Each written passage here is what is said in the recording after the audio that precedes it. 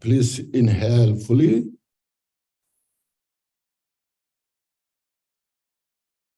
And exhale.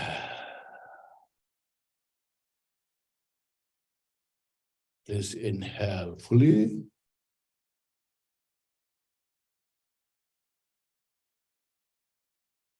And exhale. Once more, at the third time is a mission. All the mind which is uptight, this all just relation with the different things. When you breathe in the love and compassion, it's just release all this uptight and make the mind just spacious as a space. Please inhale fully.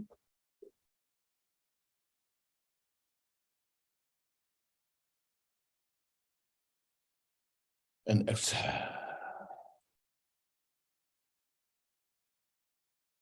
Thank you.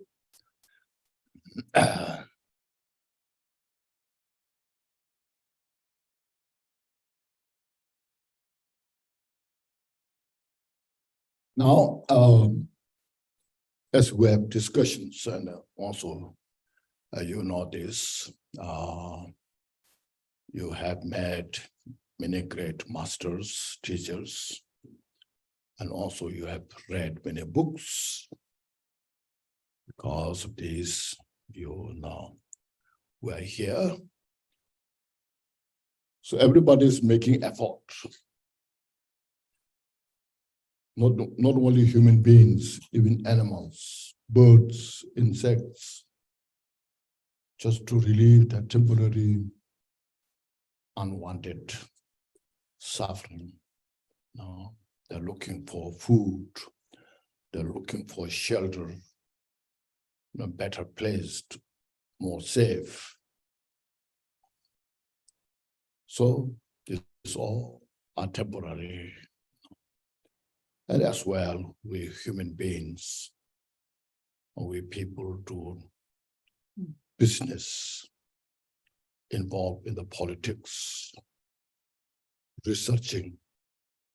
The scientists are doing everything what they can to solve the problems, the climate and all these things, internet, they're trying everything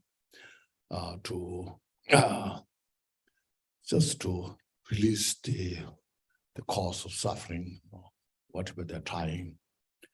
But this all you can see very temporary, few days, few months, few years, not that much.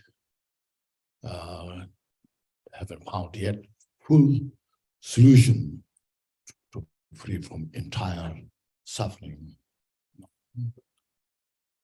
Now here, what we are, our study practice, not just only temporary solutions of our suffering, ultimately to achieve the total freedom.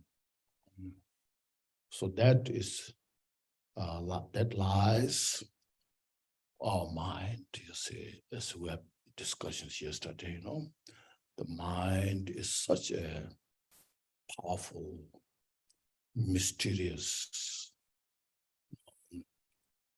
cannot demonstrate in the machine. Very sophisticated, you can use very sophisticated machines, telescopes, all these things. Still, you cannot see the mind. Mind is like the air, empty space. But we know we have mind. Because of this, we're thinking so much that we cannot deny. All the thoughts that are coming, going. Nobody can control. Nobody can stop. Even the body is put in the prison, the mind goes everywhere.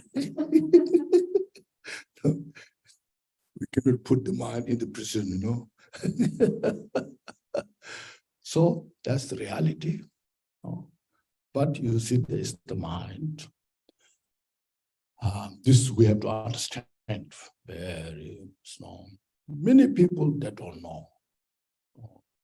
We are all looking our solution from outside. Skull, five sensual objects. How you look through the eyes. You try to make up all the things, how to make yourself something special, to make happy or happier, like this, And then we produce music, different types of music to make more peaceful, happier, pleasant. And then we try to reach the smell, odor, so that your nose can enjoy.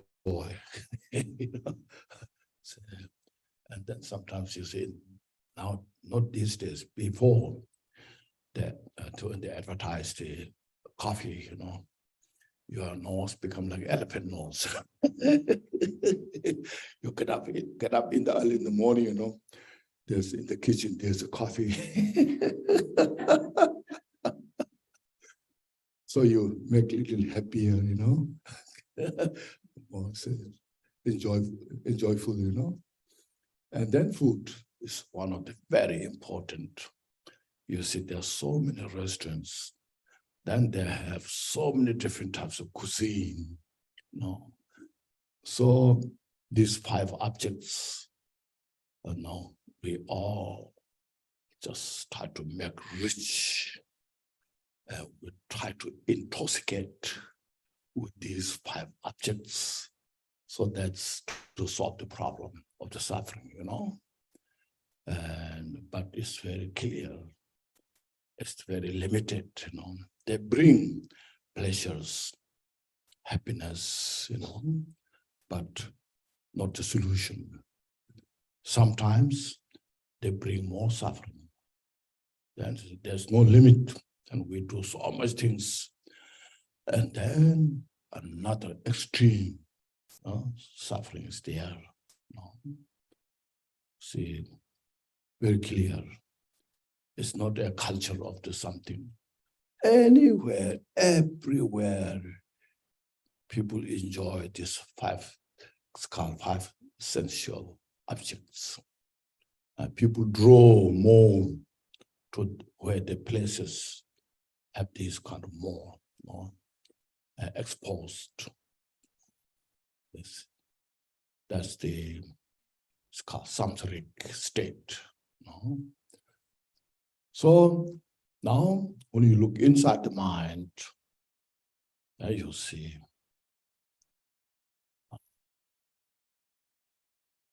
and how the mind's reaction on these things. And you see how much you can enjoy this, the 5 sensual objects. I'm not saying they are bad, okay? Please don't misunderstand, But we have to touch the reality, the reality check, how much they can give us full satisfaction. There's no full satisfaction. Then we have to limit these things. We like to eat so much delicious, old food. Then there comes this another side effect, isn't it? See, it's called diabetes, the hypertensions, a lot of those things there, It's very obvious, clear. Then doctors say you have to exercise, jogging, bicycling, yeah, another. You need this lot of those exercise. Yes, good for you. Looks pleasant, but in reality, not so pleasant. You have to work hard. You're jogging, you see, so you are sweating. As yesterday mentioned, so those things you see. But the mind is. This all we need, of course, in the body, because the movement of the heart or the brain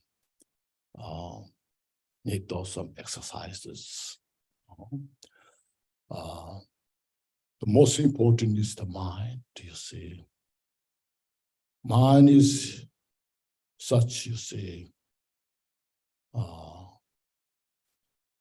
it's all whole our life is function within the mind, the mental state, you see. Doesn't matter anywhere. Whether you realize or not realize, whether we accept or not accept, whether we know or don't know, that's the reality. See, as his history mentioned, when the mother,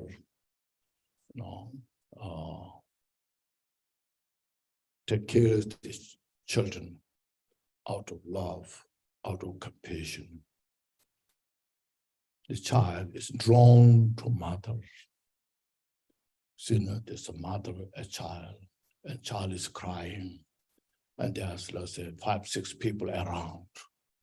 The child will just immediately direct to the mother, because the child knows the mother will take care and doesn't know other people, whether they will do or not. So the love and compassion is the thing. It's very common. Everybody knows. Yet we don't pay attention enough. So it's here they were studying how to cultivate that mind, how to exercise, how to expand in the society, so they can have a less war, fighting.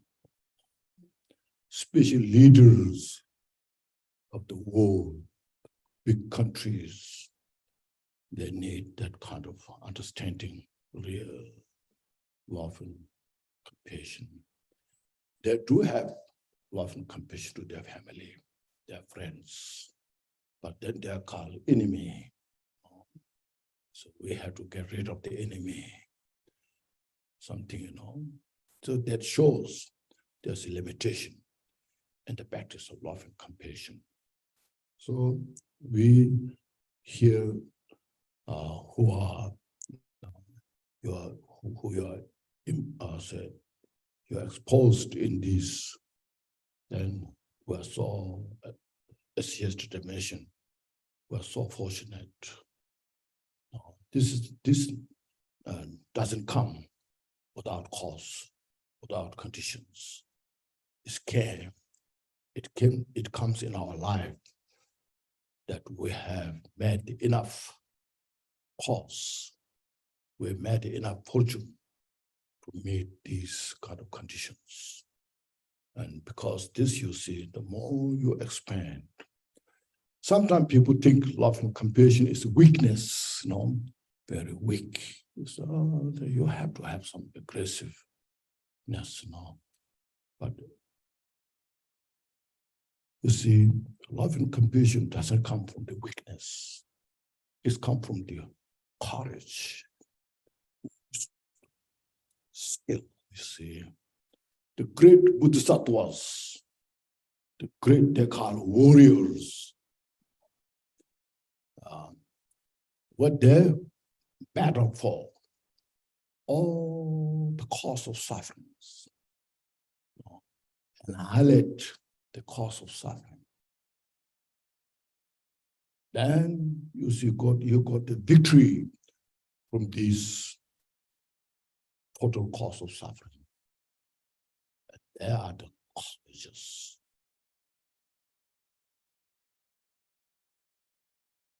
So great beings, they have such a great courage, have no fear to fight with the cause of the suffering. Get rid of all the cause of suffering. So that's where starting practicing how to do that. First to identify, you see, how to identify what are the real causes of suffering. Then there, how we can go forward. So the mind is mentioned. Mind is such a profound. So there is the mind itself. Everybody has one mind, you see, but it is so much called emanations, play of the mind. It plays so many different faces. Then those who are realized, those who are not realized, that's what we call confusion and wisdom. When we have confusion and we have not understood about the mind, then from there, mind plays all the cause of suffering. So we need a wisdom to identify that, to look upon it. And then we need a courage how to annihilate those causes of the suffering. We need such a, as mentioned, indefatigable effort to persecute the pernicious cause of suffering, which are so habituated within us. As yesterday we went through a little bit, from that long we're in this state of the confusion, suffering, and still we're not finished our work, more suffering. So what went wrong? See? So this is the wisdom that we need to meditate, So that's why there's so much teachings there, you see. There's so much profound teachings, meditations that they are. So that shows how the mind is complex, profound. But it is something is amazing, Such it is. We who are involved in that as a mission were so fortunate. So how this could happen? How I deserve this? Follow the path joyfully.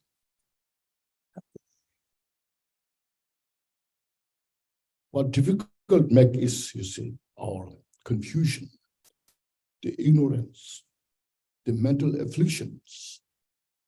They give us all the suffering. Without our awareness,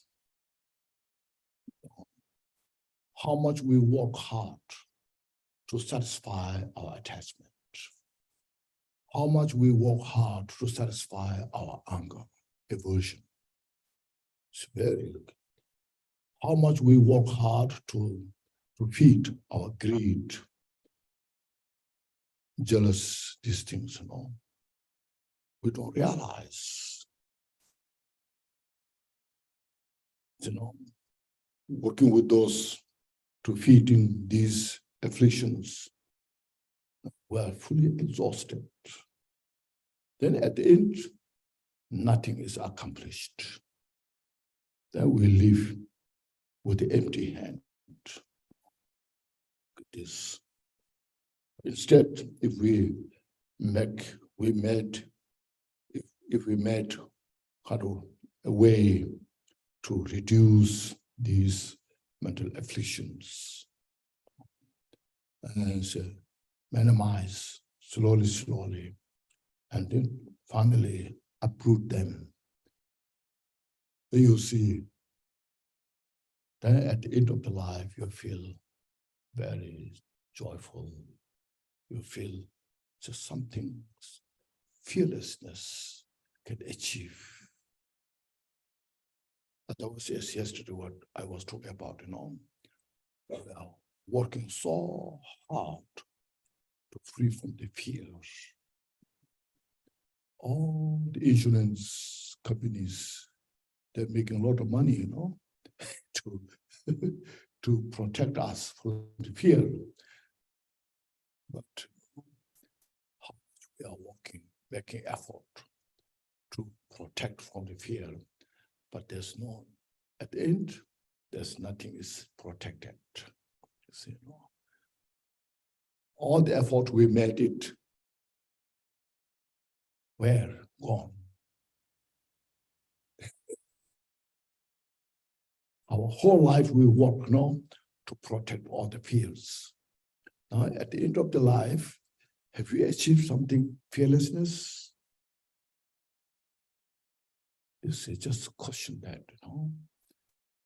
Meditate on those things. Now, when you practice these teachings, so look at the history, in the Buddhist history, the great teachers who made that. It's not just something legendary, but there's real history, went through this, how much they got, and how much they helped other people. There's some teachers that, like in Tibet, hundreds and thousands such as draw in their life, draw to receive teachings because they are getting so much benefit. They achieve the fearlessness.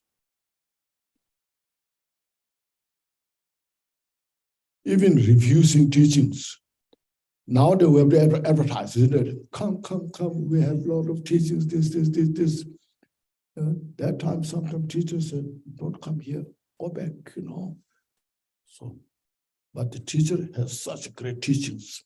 But sometimes when they do, then the students, they push.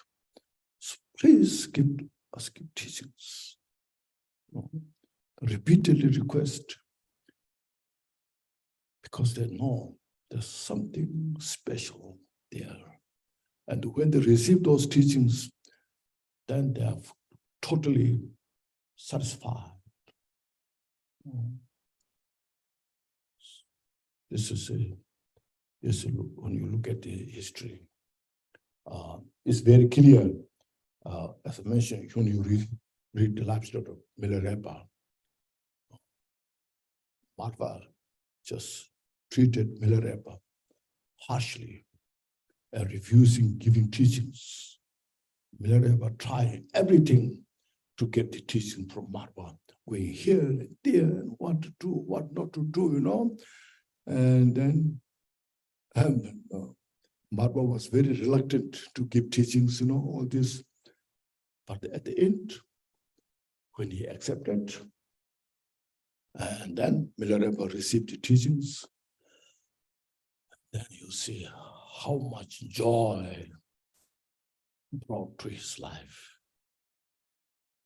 He can sacrifice anything, all his life for the teachings, because that brings great joy, fearlessness, and that made the history. That's how it built the Dhama teachings. Hundreds and thousands of just people follow. Journeying from that time, you see, there's no advertisement, only word of mouth. There's no news, there's no TV, but the journey for months and months, and to receive these precious teachings. So they are not as stupid. They're so well educated, learned, scholars like Narupa, underwent great hardship with the Delopa. Narupa was is in Sanskrit called Pandita, Mahapandita, a great scholar. But he knew that his mind is unstable. I mean, he cannot rest. He was such a great scholar. He can debate with anybody who can come. No fear. But when it comes to the mind, then he could not rest the mind in place. So he attended Delopa. And then he received all those teachings after going through those. And then made a history. How many benefited from this? So like this, we have those teachings with us. So we just need to, people know how the mind is first, how the mind is important, how the mind is complex, how to handle the mind. I know now a lot of scientists, they're trying to see the mind. They are very advanced in the technologies. But when you come to the mind, still there's a long way to go. Very long way to go. So you see, the mind is just within us, not outside anywhere. We don't have to go to another planet. It's in the planet of our heart. Yeah. So this, as we reflect this and cultivate the mind to achieve complete enlightenment, solution of all the suffering. Then we, as yesterday, we said this prayer once is good. Page 1. Here is said this is the practice of the real love and compassion, Buddhita, page 1, you see. All mother sentient beings means every sentient beings. Especially said those enemies who hate me, obstacles who harm me, and those who create obstacles on my path to liberation and omniscience, means not just only in our daily life who create obstacles, but even those maras, those demons who create obstacles for my liberation, enlightenment. It's very inclusive. It transcends our mind. Sometimes our mind is such a stubborn. Like my mind, I want to make my mind better, but there's one side of the mind, no, I don't agree with you. I want to sit. No, you have to walk. I want to practice loving kindness. No, there's someone who's hating you,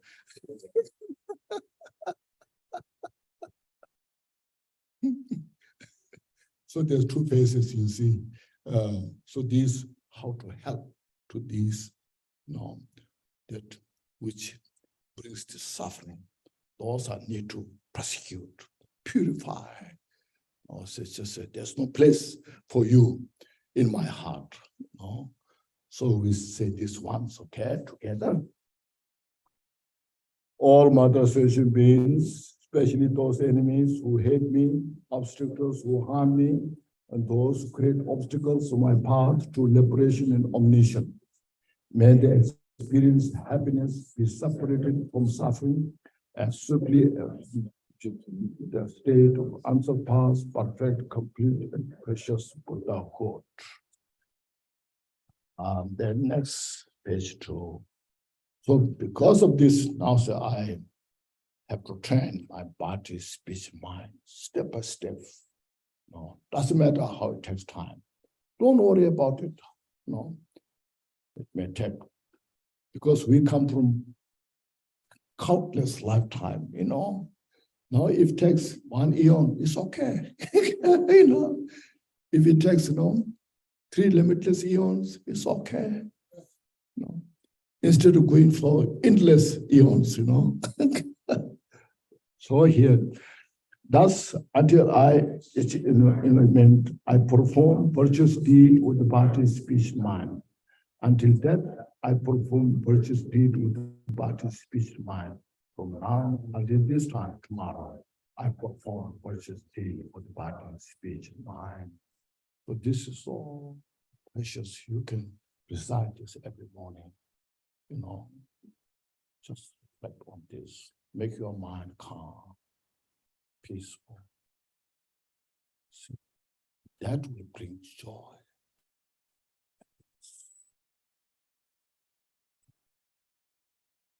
Really, like getting a good car. It is good thing, but it's not definite that it will give you joy and happiness. It's not definite. It's possible. This will give you definite joy and happiness. See, even difficult time, you say this prayer. You are,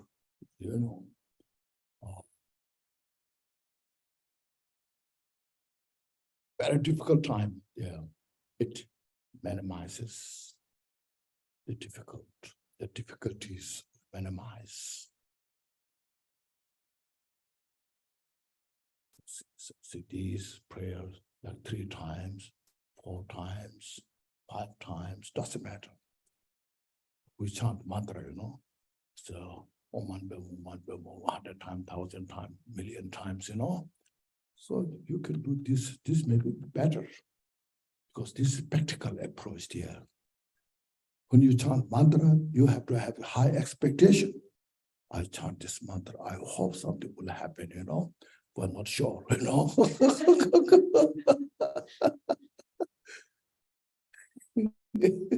They sometimes say, I have chanted millions, nothing happened. What happened?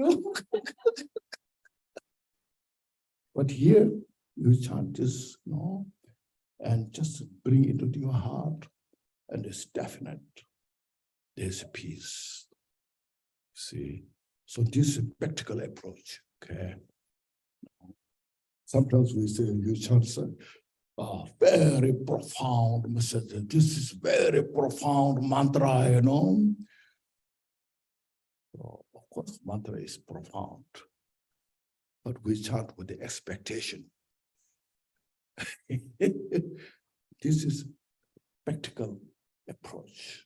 You see, you should understand that. Then page 5, we're taking refuge and all this. As yesterday I explained a little bit on this, we chant this as a refreshment. This helped us focus. This is not something, some people say it's spiritual. It's spiritual, non-spiritual. So anybody can do it. Okay. It's something, so those spiritual people, high qualified teacher, they do this. And we are ordinary people, we cannot do this. There's no any demarcation. There's no any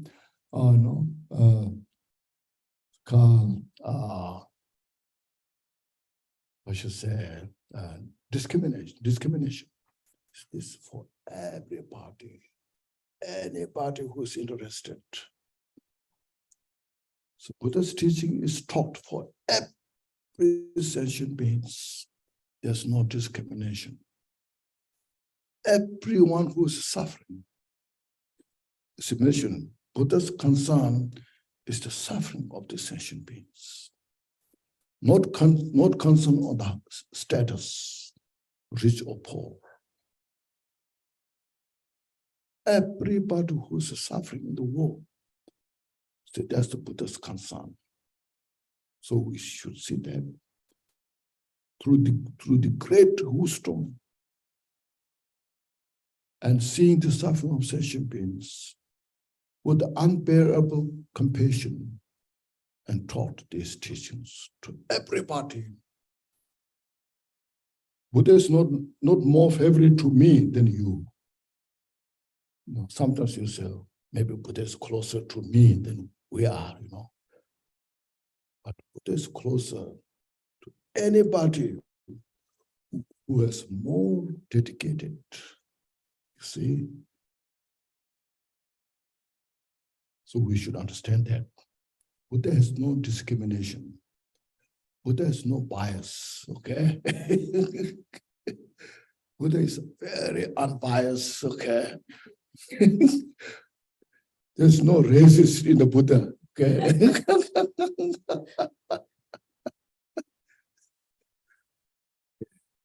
We see this. In the Buddha, Dharma, and the Sangha most excellent. I take refuge until enlightenment is reached. By the merit of generosity and other good deeds, may I attain Buddhahood for the sake of all sentient beings. In the Buddha, Dharma, and the Sangha most excellent. I take refuge until enlightenment is reached. By the merit of generosity and other good deeds, may I attain Buddhahood for the sake of all sentient beings. In the Buddha, the Dharma, and the Sangha most excellent. I take refuge until enlightenment is reached. By the merit of generosity and other good deeds, may I attain Buddhahood for the sake of all beings. Before immeasurable. May all mother sentient beings, boundless the sky, have happiness and causes of happiness. May they be liberated from suffering and causes of suffering. May they never be separated from happiness and free from sorrow. May there rest in equanimity, free from attachment and aversion. May all mother sentient beings, boundless the sky, have happiness and causes of happiness. May they be liberated from suffering and causes of suffering. May they never be separated from happiness and free from sorrow. May they rest in equanimity and free from attachment and aversion. May all mother sentient beings, boundless the sky, have happiness and causes of happiness. May they be liberated from suffering. May they never be separated from the happiness that's free from sorrow. May they rest in equanimity, free from attachment and aversion. Thank you so much.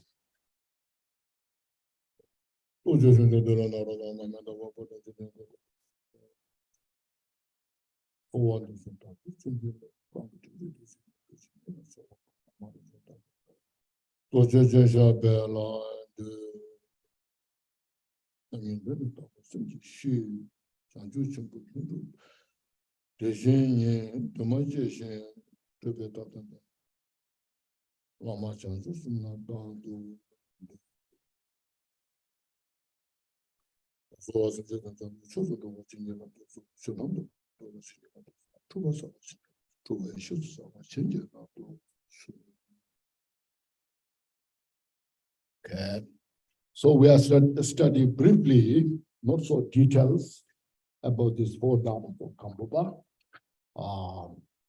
Yesterday, we have touched a few topics on this, about the impermanence and the purpose of our Dharma study practice, and then how to use our life for the better, meaningful, and how important is, this will go on the importance of the loving kindness, compassion, and bodhicitta. This is the main thing to enhance these practices. We need to reflect on the impermanence. We need to reflect on the suffering of samsara. We need to reflect on the causalities. Those are the how things constitutes in our world, in our daily life, related to, let's say, the causality is very important. Karma cause. That is the whatever we choose, brings the result. If we plant the seed of the poison will grow. If we plant the seed of the medicine will grow. That's the definite, isn't it? So that is the estimation. Karma is not as something like a culture, a country, or a belief.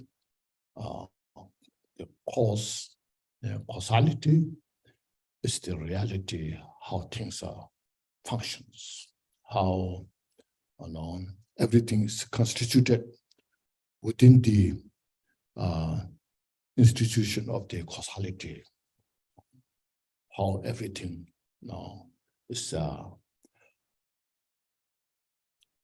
called it's in the dimension of the causality. See, so this is it's not something easy thing.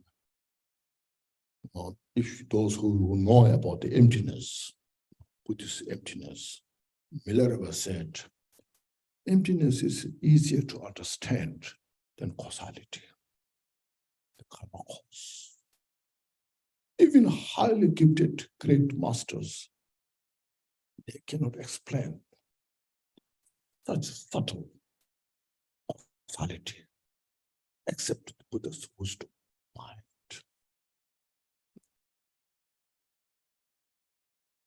There's a story at the time of Buddha. Shariputra, who have discussions with the Harsutra, Shariputra, so one of the Buddha's highest, I should say, gifted disciple. Even he didn't know enough the details of the causality. So at that time, there was an old man who is about 100 years. So now he is very incapable in the house, serving the families.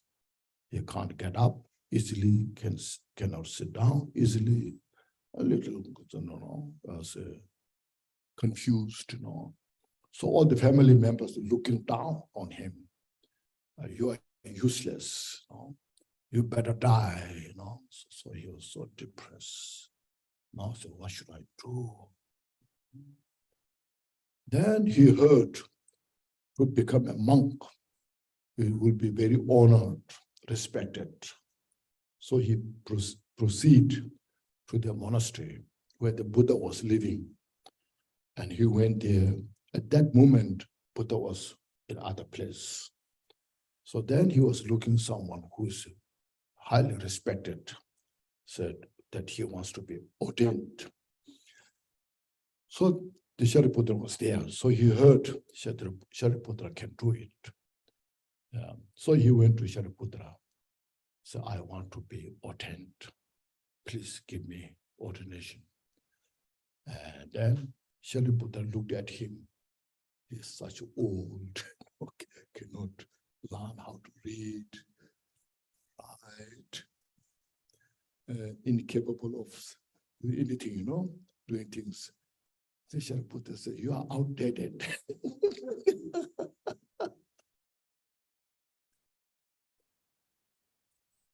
You cannot do anything, So I cannot ordain you, So then he was so depressed, of course.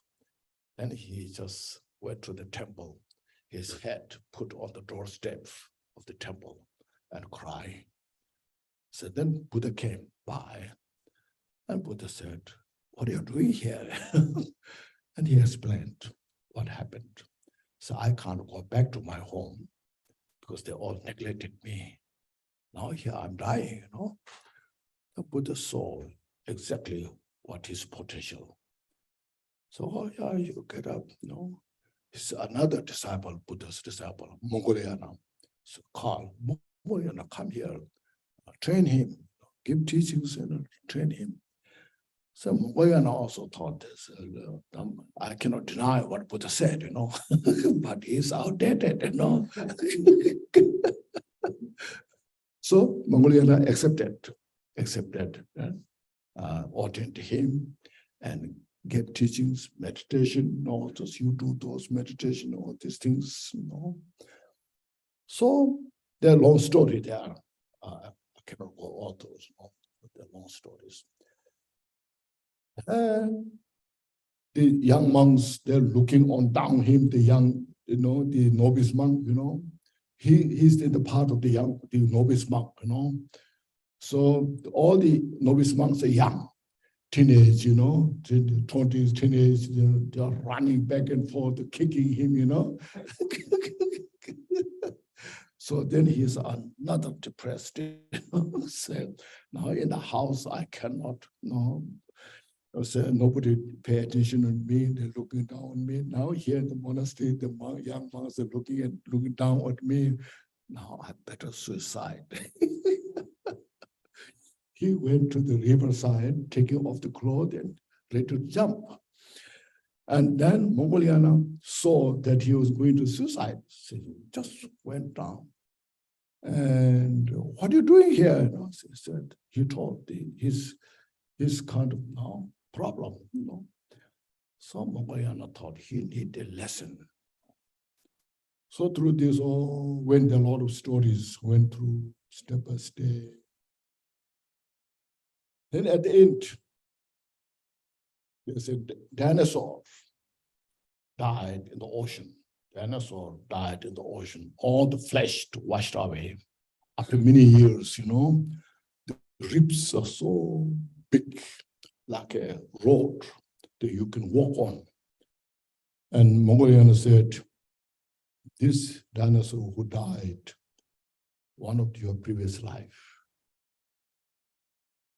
I told the story.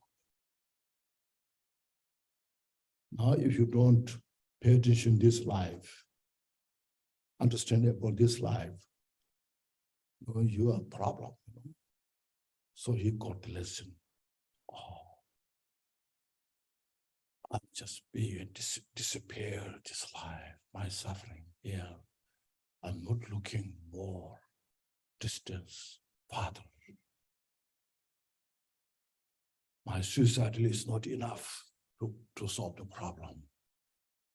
The more suffering to come, and then he was fully realized about the samsara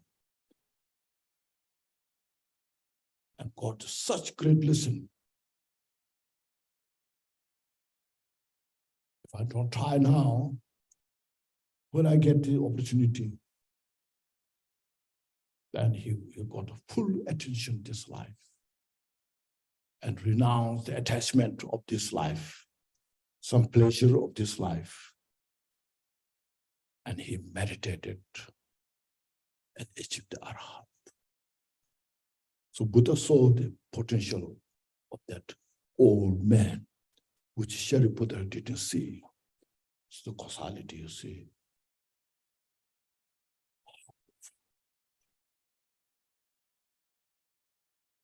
So that's why when you heard of renunciation, renunciation doesn't mean don't eat food, wear clothes, Renunciation renounce the cause of suffering,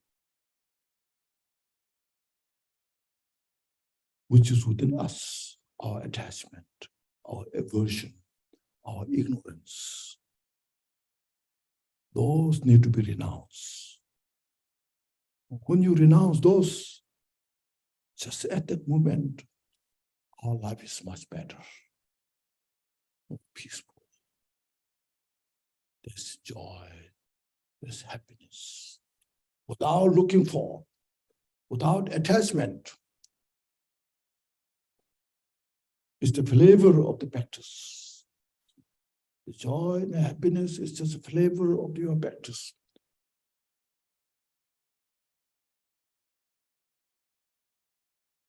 The quality is such precious. Now, I'm sure you have seen the four animals have seen. Draw pictures, sending, giving. The elephant, the monkey, rabbit, bird, these four. Have you seen? I'm sure this is very popular, you know. Sometimes they make card or on the piece, wave on the piece of cloth. You know. They show that, you see, it has a very significant meaning. This called four harmonious friends. Many eons pass. In one place, they go together in the big forest. They go together because there's water spring, water to drink. Then they come to the drink water and they meet occasionally, off and on. So then they become friends. Then the bird, and then rabbit, monkey, and the elephant. And they become so good friends each other. They love each other so much. Then the bird said, I'm so happy. We are so close friends. Now we should keep the 5 precepts. This is called 5 precepts. In 5 disciplines, not kill anybody, not steal anybody from anybody, not steal from anybody, not tell lie with anybody, and not sexual misconduct, and trust the causality. So these 5. And they said, that's a good idea. Oh, wonderful. This is the best way to become best friend. We can trust each other, rely on each other. And for many years, they practiced that and become so good friend, better and better, And then the bird said, not just now, I have an idea, not just only we give, but we try to help all the animals in this forest. I will do my part to all the birds, all the big, small bird, anybody, birds there, I will help all the birds to keep this. And you, elephant, you do all this, like the tigers, this, all this who has fangs, this, and the monkeys, you do your side. And the rabbit, you do your side. All the animals, they divided. And they said, that's a good idea. And they kept that for many years. Then you see what happened was the country becomes so peaceful. No pandemic, no diseases. The rain falls at the right time.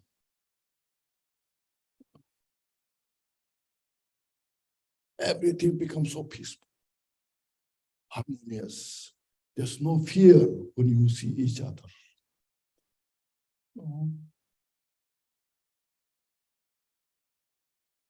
So now the crops grow so well in the country.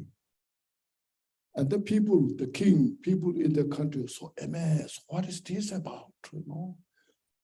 Now, after some years, we had such a wonderful harvest, and we are so peaceful, harmonious. What was the cause? There in the country, there was a great meditator. They asked him, can you tell us what about this? And he told, this is because these 4 animals, their conduct, this happened. See.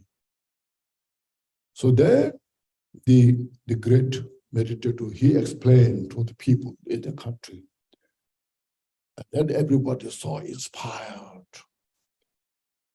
We also should do, not just all the animals. You know? We people should follow this.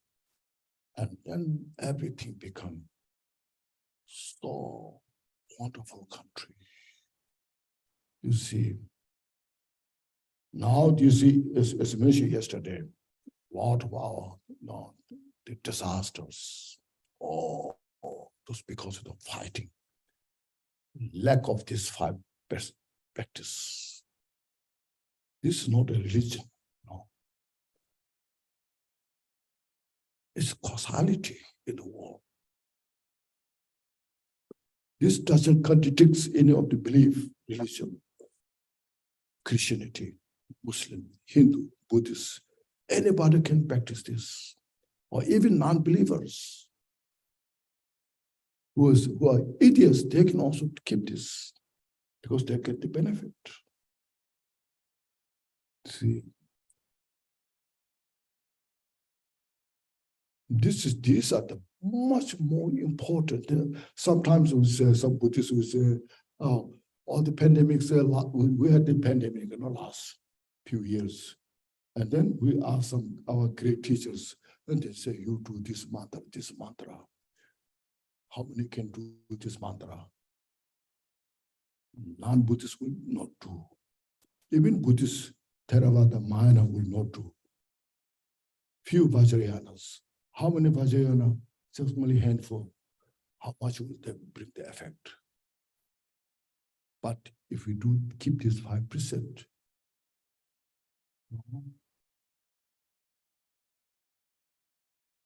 nobody will disagree with that.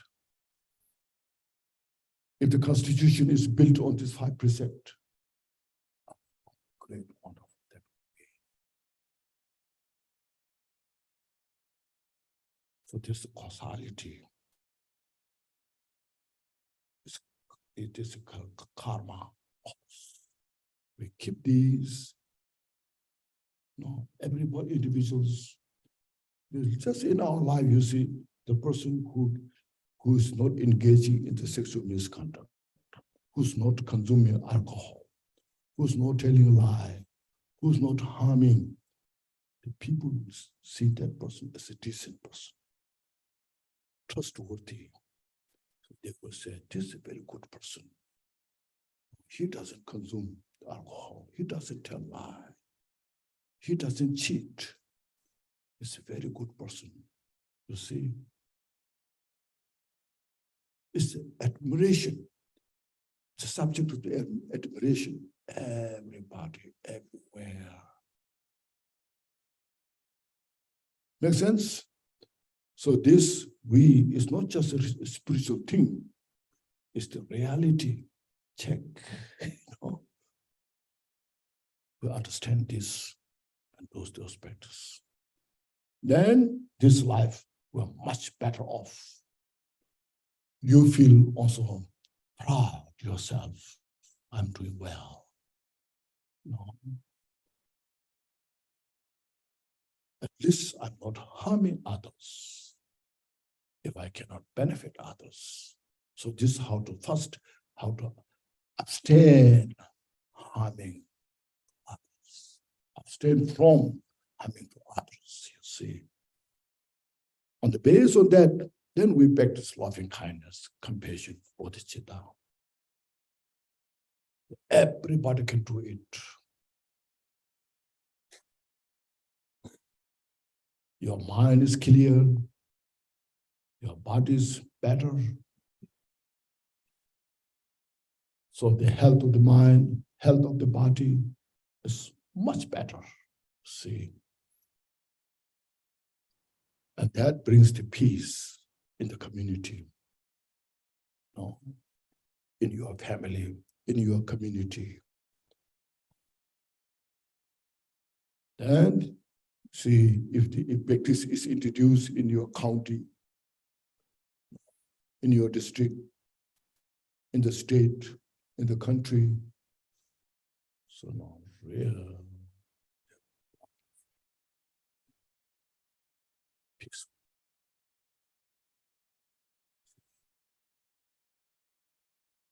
in our very short life, we are making miserable things. What's the benefit? Making confusing, chaos everywhere you go around, problem. What's the benefit of this? Nothing. Only brings the suffering. So this keeping this 5% first, even in our daily life, even in this world, to be a better rebirth next.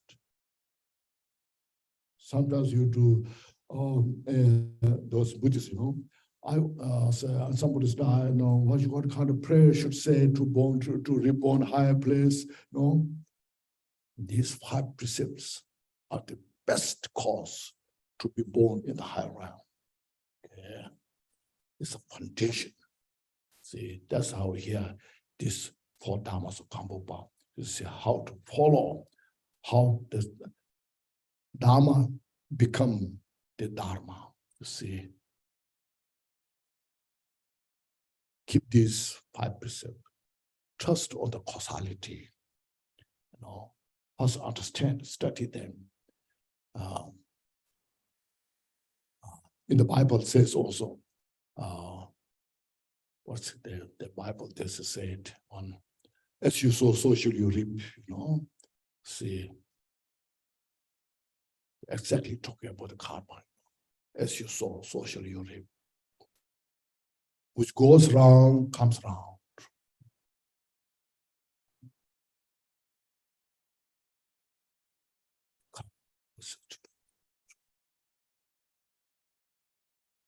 So then, yesterday I was talking about the Buddha nature.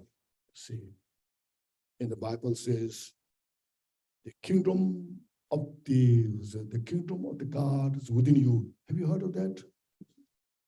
The kingdom of the God is within you. You see, this Buddha nature. The God is where the kingdom is, You see, so our heart is the kingdom, the God, with the nature we have.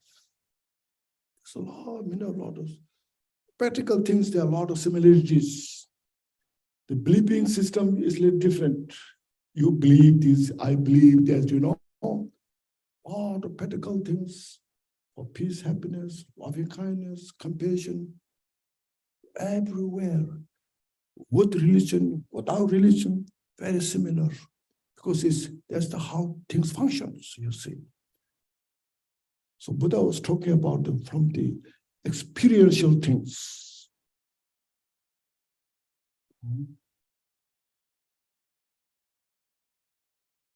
Expanding this, more profound, more understanding, deeper understanding. See. So like this, we follow those causality. And the samsaric, all our deluded mind, we create so much delusions, and that brings only suffering. That we have to have the wisdom for our own mind, how to handle those. See. So that, see that how Dhamma can become the Dharma, okay? How the spiritual becomes the spiritual. How our mind can follow into the right path. Even though you may be born in next life, higher realms, God realms, in the Buddhist, notice this Buddhist in general, there's got three walls: the wall of desire, the wall of the home, the wall of the homeless. See, if you are born in the formless form wall, still you are not free from samsara. Sometimes you are born there, sometimes you go down. Look at the suffering of the hell realm, how it goes, animals. Hell realm and how it goes, we don't see, but animals, we also have this experience of this, the hell realm. Of course, you see. Sometimes you feel you're so traumatized. your mind, your heart is traumatized. You feel like heroin. So much suffering is there. You are tortured. They sometimes say it's like hellish, you know. See, animals, you see how much animals are suffering now, as you can see now. They're killed for meat, they're killed for skin, they're killed for bones, they're killed for horns. Like how many elephants are killed for their trunk, their tongue, you know. In some countries, they say the elephant tongue is very precious. And some are killed, like a tiger, the bones, and deer mask. The deer mask is killed for the mask. And some skins are so expensive, and they're killed for the skin. So they're persecuted. Oh, how much suffering. They have no freedom. Like chicken farm, look at there, how much suffering is there. Poultry farm, you see. Hundreds of thousands of chickens in the chicken farm. How much they're suffering, you see. And they cannot express.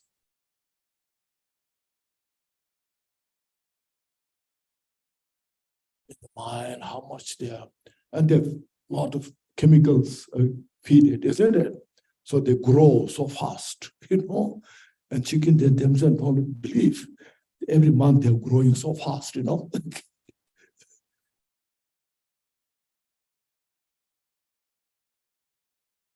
Look at those, you know. Just look at their feeling, bring into our heart. I cannot handle so myself if I'm born as a chicken, if I'm born as a pig, if I'm born as a fish farm. Fish are just persecuted. Shrimps, lobsters, there's hundreds of thousands of the restaurants on the seaside, all over the world, you know, from China, India, you know, to Europeans in the United States, everywhere, just so many lobster restaurants. So look at there. They put, they are alive, throw in the boiling water, isn't it? See, that's called heroin, you know. Alive, and picked up from the tank and throw in the boiling water or cooked. Actually, I saw one this way back. I told this some in different places, you know. Maybe I'm sure I told here as well. I saw in a big restaurants, there's so many kitchens, you know, different kitchens. There's one kitchen stop, I should say stop, you know. And next to that, a chef has a fish tank. So he put his fry pan in the stove with the fire, there's oil. And he picked a fish from the fish tank, a live fish, and he cut the guts of the fish, took all this, you know, inside, and threw into the boiling oil, and make just noise, smoke, and the fishes jumped once more about the pan, the pan, and went down. You see, if that is not heroin, then what is heroin? Killing, cut the guts, stomach, took all this and throw it down, boiling. People think this is very fresh. There's no bacteria now. It's very safe to eat. So for our enjoyment, get the fish life, like the shrimp, lobsters, all you see.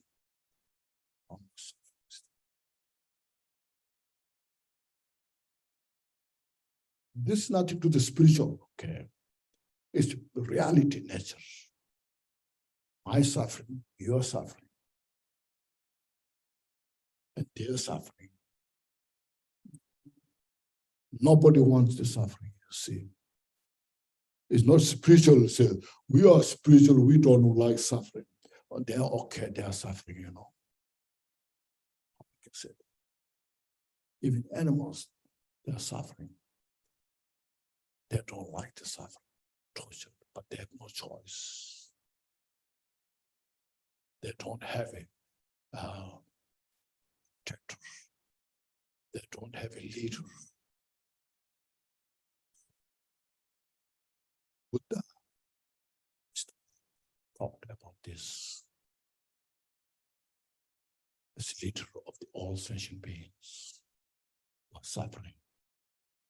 So meditate on this. Cultivate compassion. Then you see when your compassion is infused, loving kindness is within the heart. And that's the best healing. See.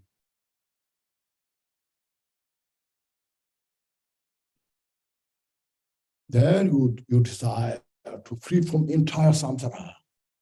You see, then it's called Dharma becomes the path. When you desire to free from entire samsara, you want to renounce total samsara. Because no matter where you are born in the samsara, rich or poor, there's no any special place in the world that you can go, so there's no any suffering. Any secluded place, Himalaya mountain, if you climb on the Mount Everest, there's no total peace and happiness. See, look at this. I want to be free from the entire samsara, but not just for my own salvation.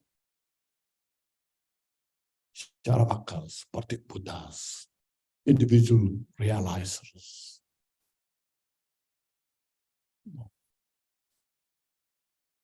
So see how Dhamma become the Dharma, or mind follows the Dharma. Then Dhamma follows the path, to free from samsara. Then the confusion, despair from the path is now more emphasis on the loving kindness, compassion.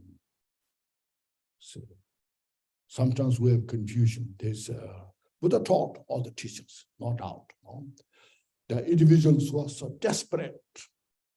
They have no any chance in the mind to cultivate bodhicitta because they're desperate to free from samsara. So according to those individuals, Buddha taught the path for Sharavakas, hearers, solitude realizers.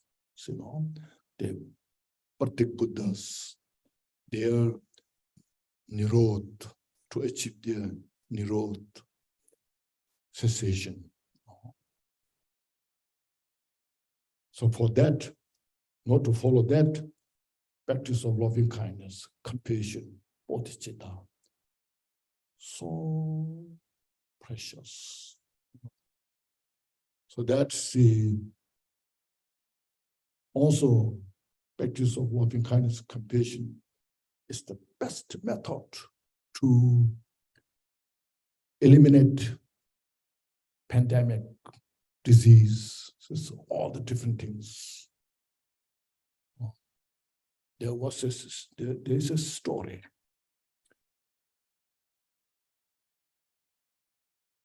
There was a great king in a country. It's got the power of loving kindness. The name of the king is the power of the loving kindness. The power of the loving kindness. Then in his country, the yakshas, that's called Nujin yakshas, who brings the harm entity. So they spread the pandemic spell in the country. So a lot of people got sick. When people die, these yakshas, they get to eat those flesh of those individuals. So the king of that country, then he asked all the people to practice loving kindness. Plus he brought together all the ministers.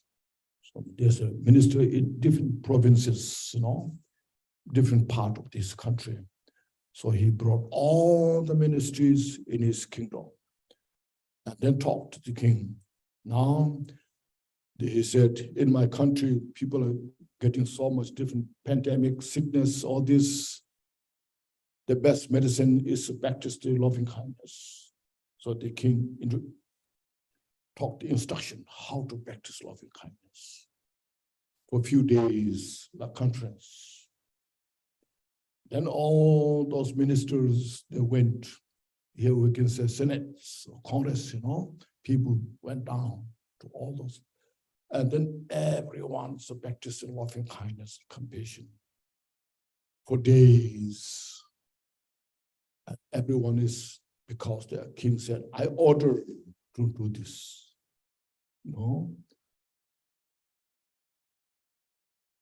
Nobody can deny, So then everybody was practicing that. And then the pandemic vanished. This is the practical approach, you see, not expectation. Okay. Bring it into your heart. So look at this way of practicing loving kindness, as yesterday mentioned.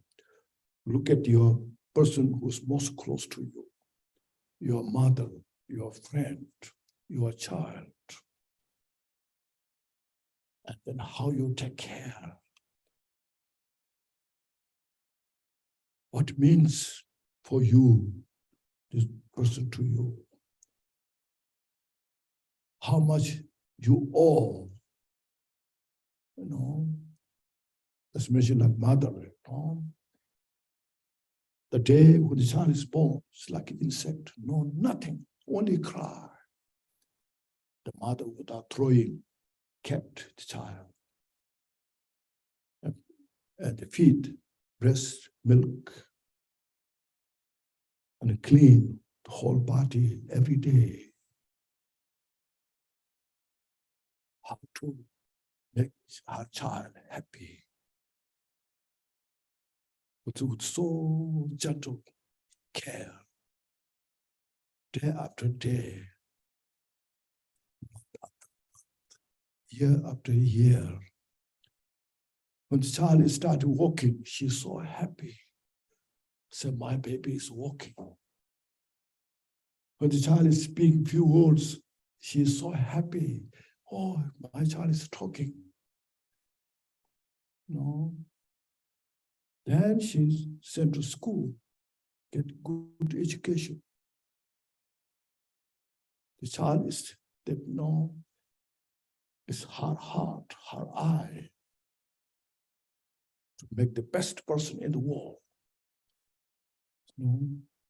You're grown up with such a care. So you reflect on this kindness that you receive from your mother. Reflect how much in this life, you got such a great care from your mother, from your friend. So look at this and cultivate loving kindness. I need to repay the kindness that I receive from this individual. Meditate on this. Well, I received all those benefit, kindness, how I can fight back giving suffering. It's inhuman. It's not real human being, Meditate on this, you see. Then you see, we come from limitless lifetimes. Not only this life's mother, this life's friend, child. All has been our mother. All has been our friend. All has been our child.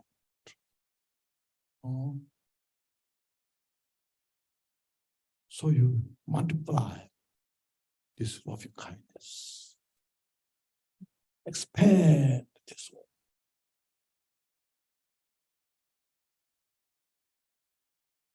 Even those who call enemy in this life, they are not always enemy.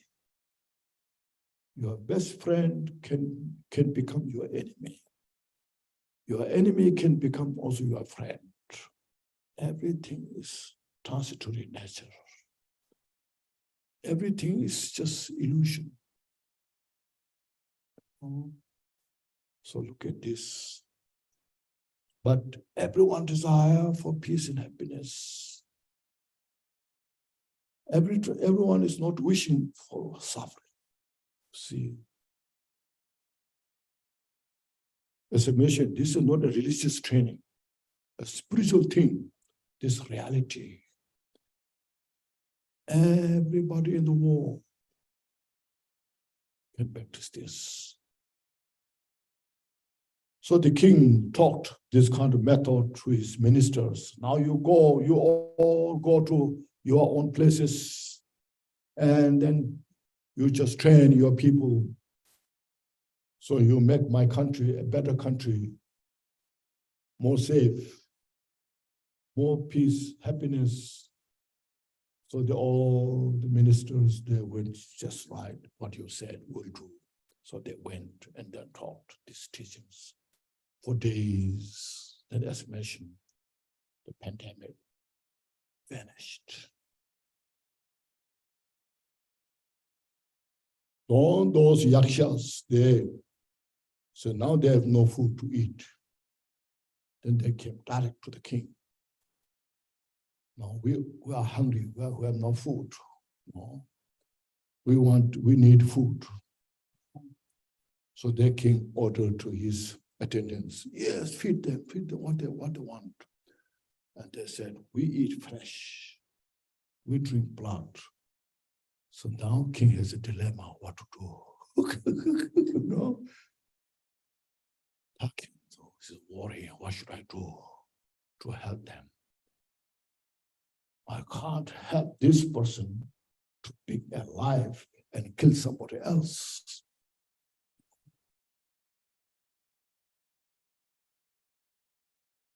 And finally, king realized, I should give my flesh to this.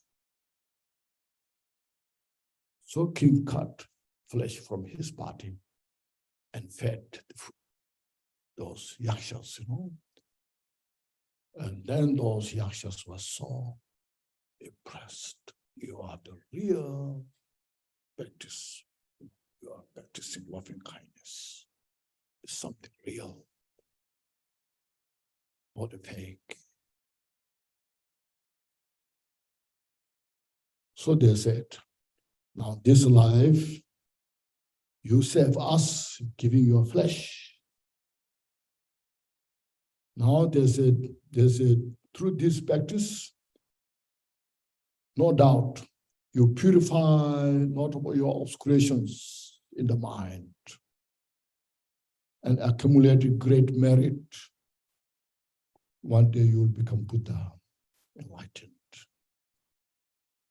At that time, please help us to free from the cycle of this vicious cycle of the samsara. Free us to free from this samsaric suffering, achieve the liberation. Then the king was so happy. understood the point. The king said, let's do this.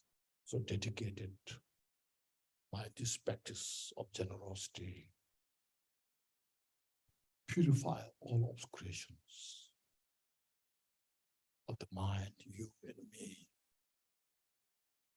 And then through this, we practice this loving kindness, compassion, bodhicitta, and then attain Buddhahood.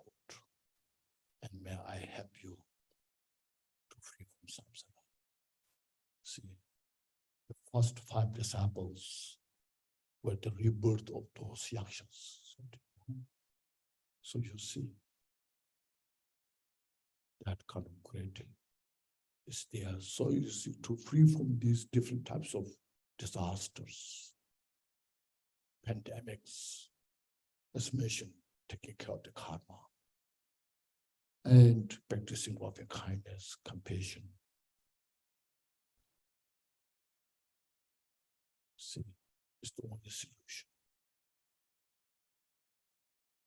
We need this everywhere.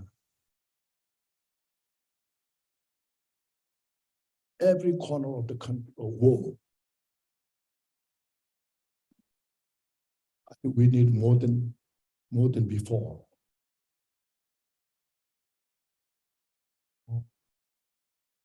So to take care of the climate, says it's a sign like billions and billions of dollars, you know. I don't know how the billions and billions of dollars will take care of the climate change.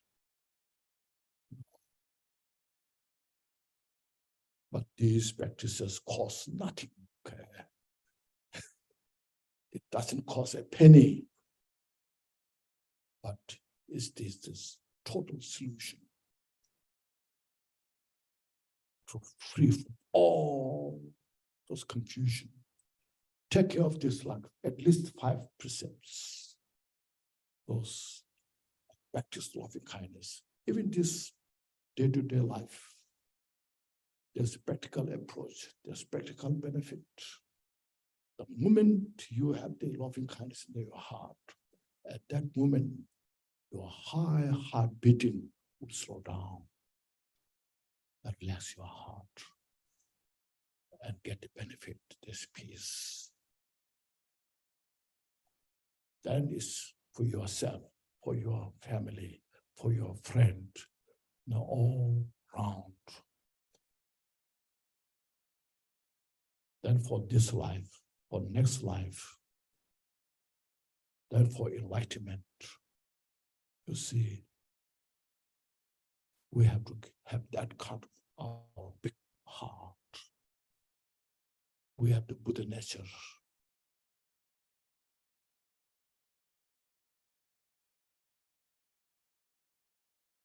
That's how the practice goes.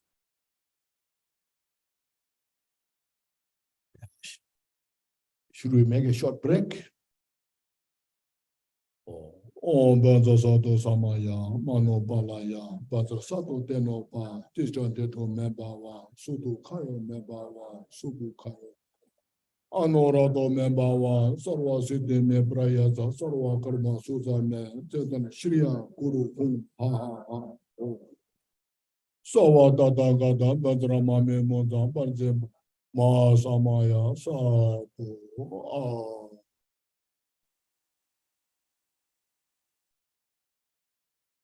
Thank you. Make a short break, maybe 15 minutes.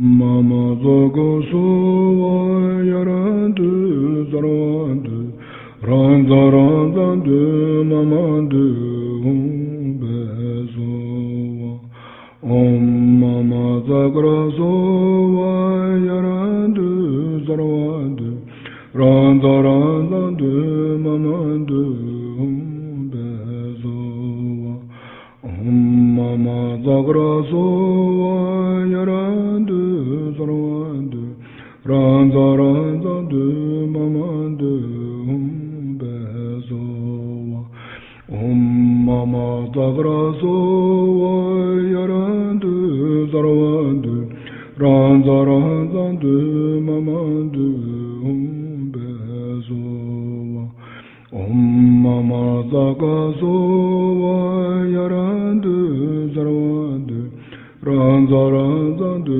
Mamandu Bezuva Om Mama Zaga Suva Yarandu Zarwandu Ranza Ranzandu Mamandu Bezuva Om Mama Zagra Suva Yarandu Zarwandu Ranza Ranzandu Mamandu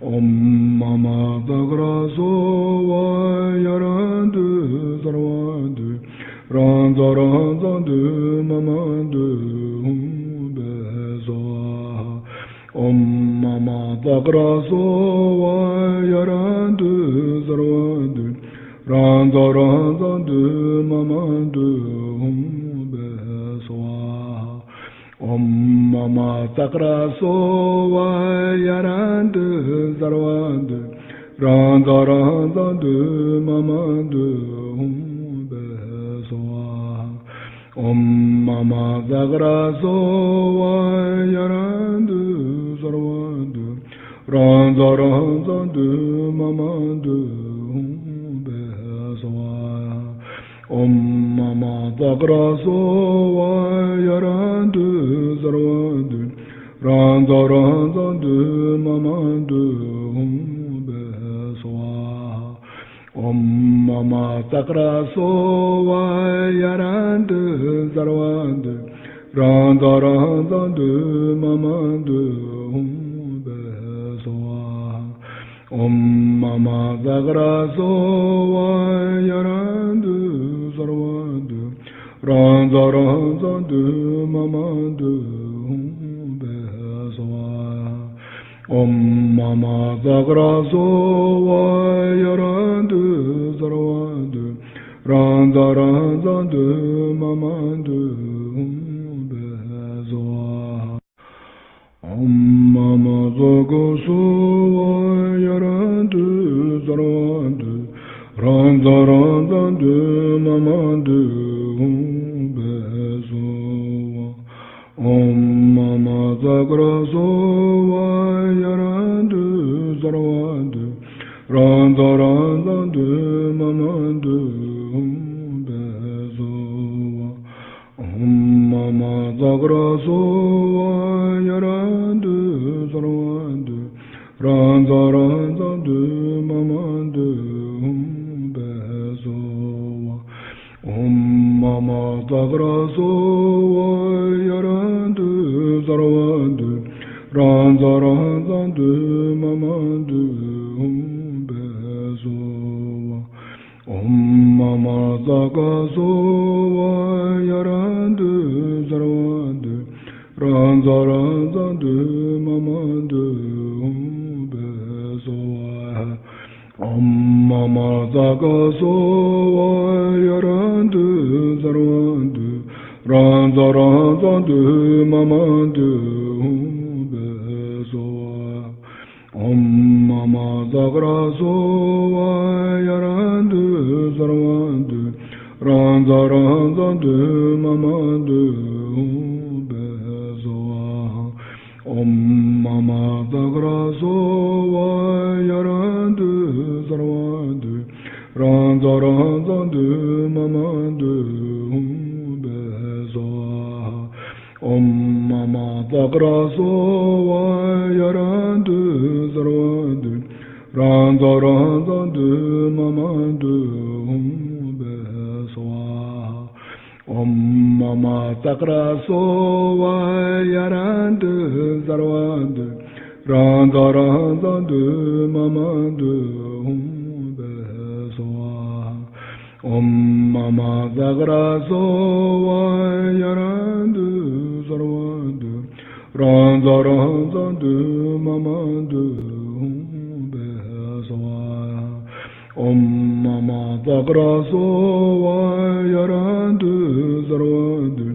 Ranza ranzandu mamandu beswa. Om mama sakra sova yarandu zarvandu. Ranza ranzandu mamandu beswa.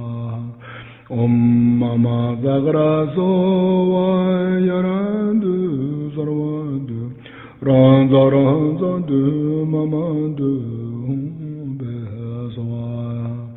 Om mama sakra sova yarandu zarvandu. Ranza ranzandu mamandu beswa. Om mama sakra sova yarandu zarvandu. Ranza ranzandu mamandu beswa. Om mama sakra sova yarandu zarvandu. Ranza ranzandu mamandu beswa.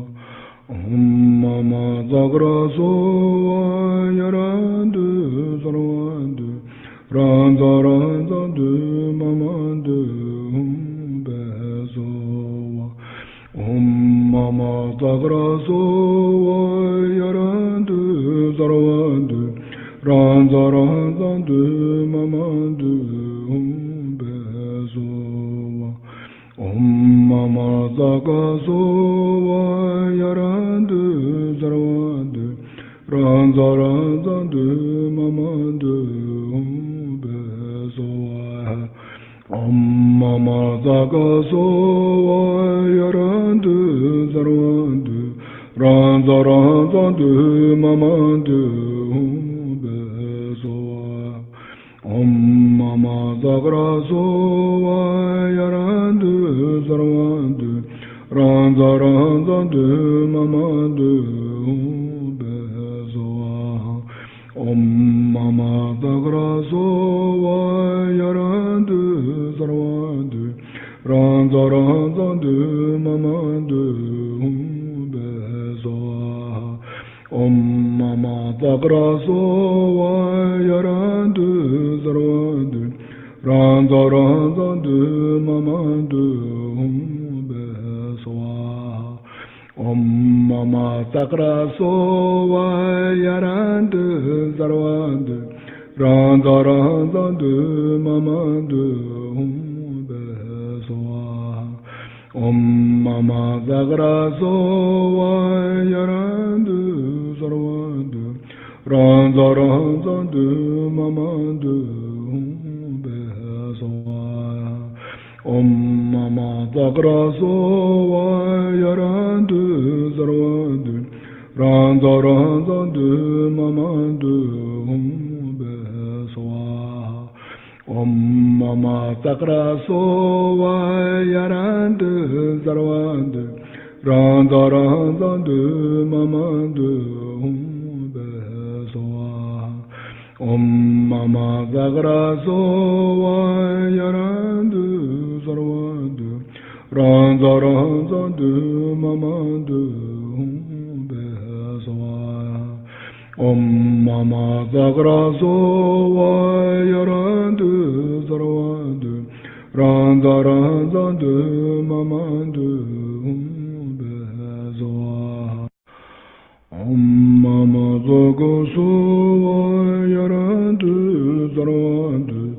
Ranza ranzandu mamandu beswa. Om mama sakra sova yarandu zarvandu. Ranza ranzandu mamandu beswa.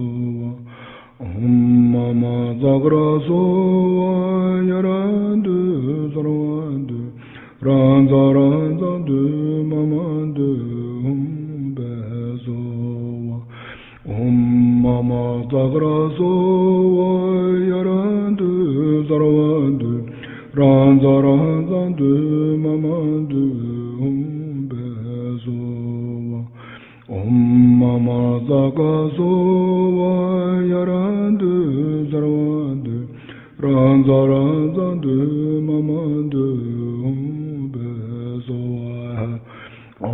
mama zagaso yarandu zarwandu ranza ranza du mamandu bezo mama zagraso yarandu zarwandu ranza ranza du mamandu bezo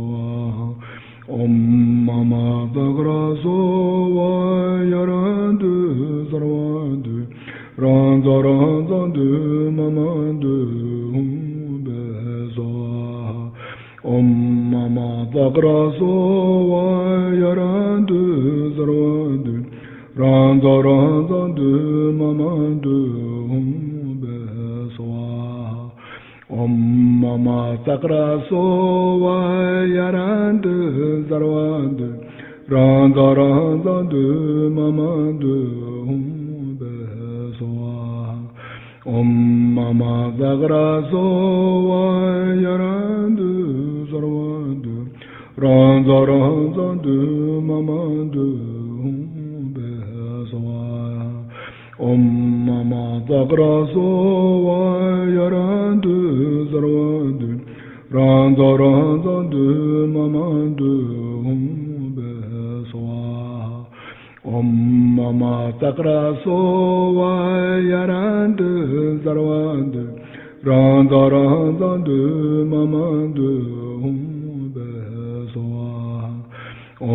mama zagraso yarandu zarwandu ranza ranza du mamandu bezo mama zagraso yarandu zarwandu ranza ranza du mamandu bezo mama zagraso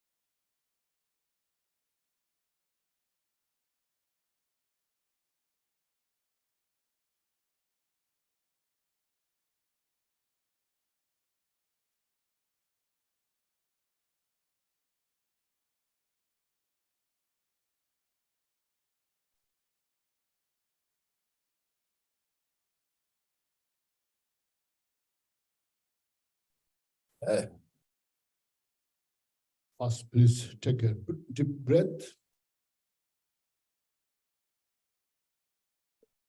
Oh, Benza Sato Samaya, Mano Palaya, Baja Sato Tenopa, Tishtato Membawa, Sotukayo, Subukayo Membawa, Anorato Membawa, Sarwa Sete Me Prayasa, Sarwa Susame, Zetan, Shriya, Kuru. Ha ha ha ha ho Bhagavan, Sarva Tata Kata, Petra Mame Musa, Parjimba, Ma Samaya Sadua.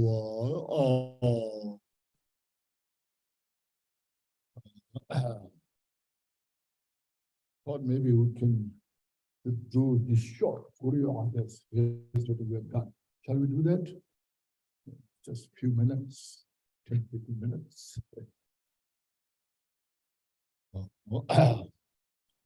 Excuse me. Page way down from the last page. Second, we get this.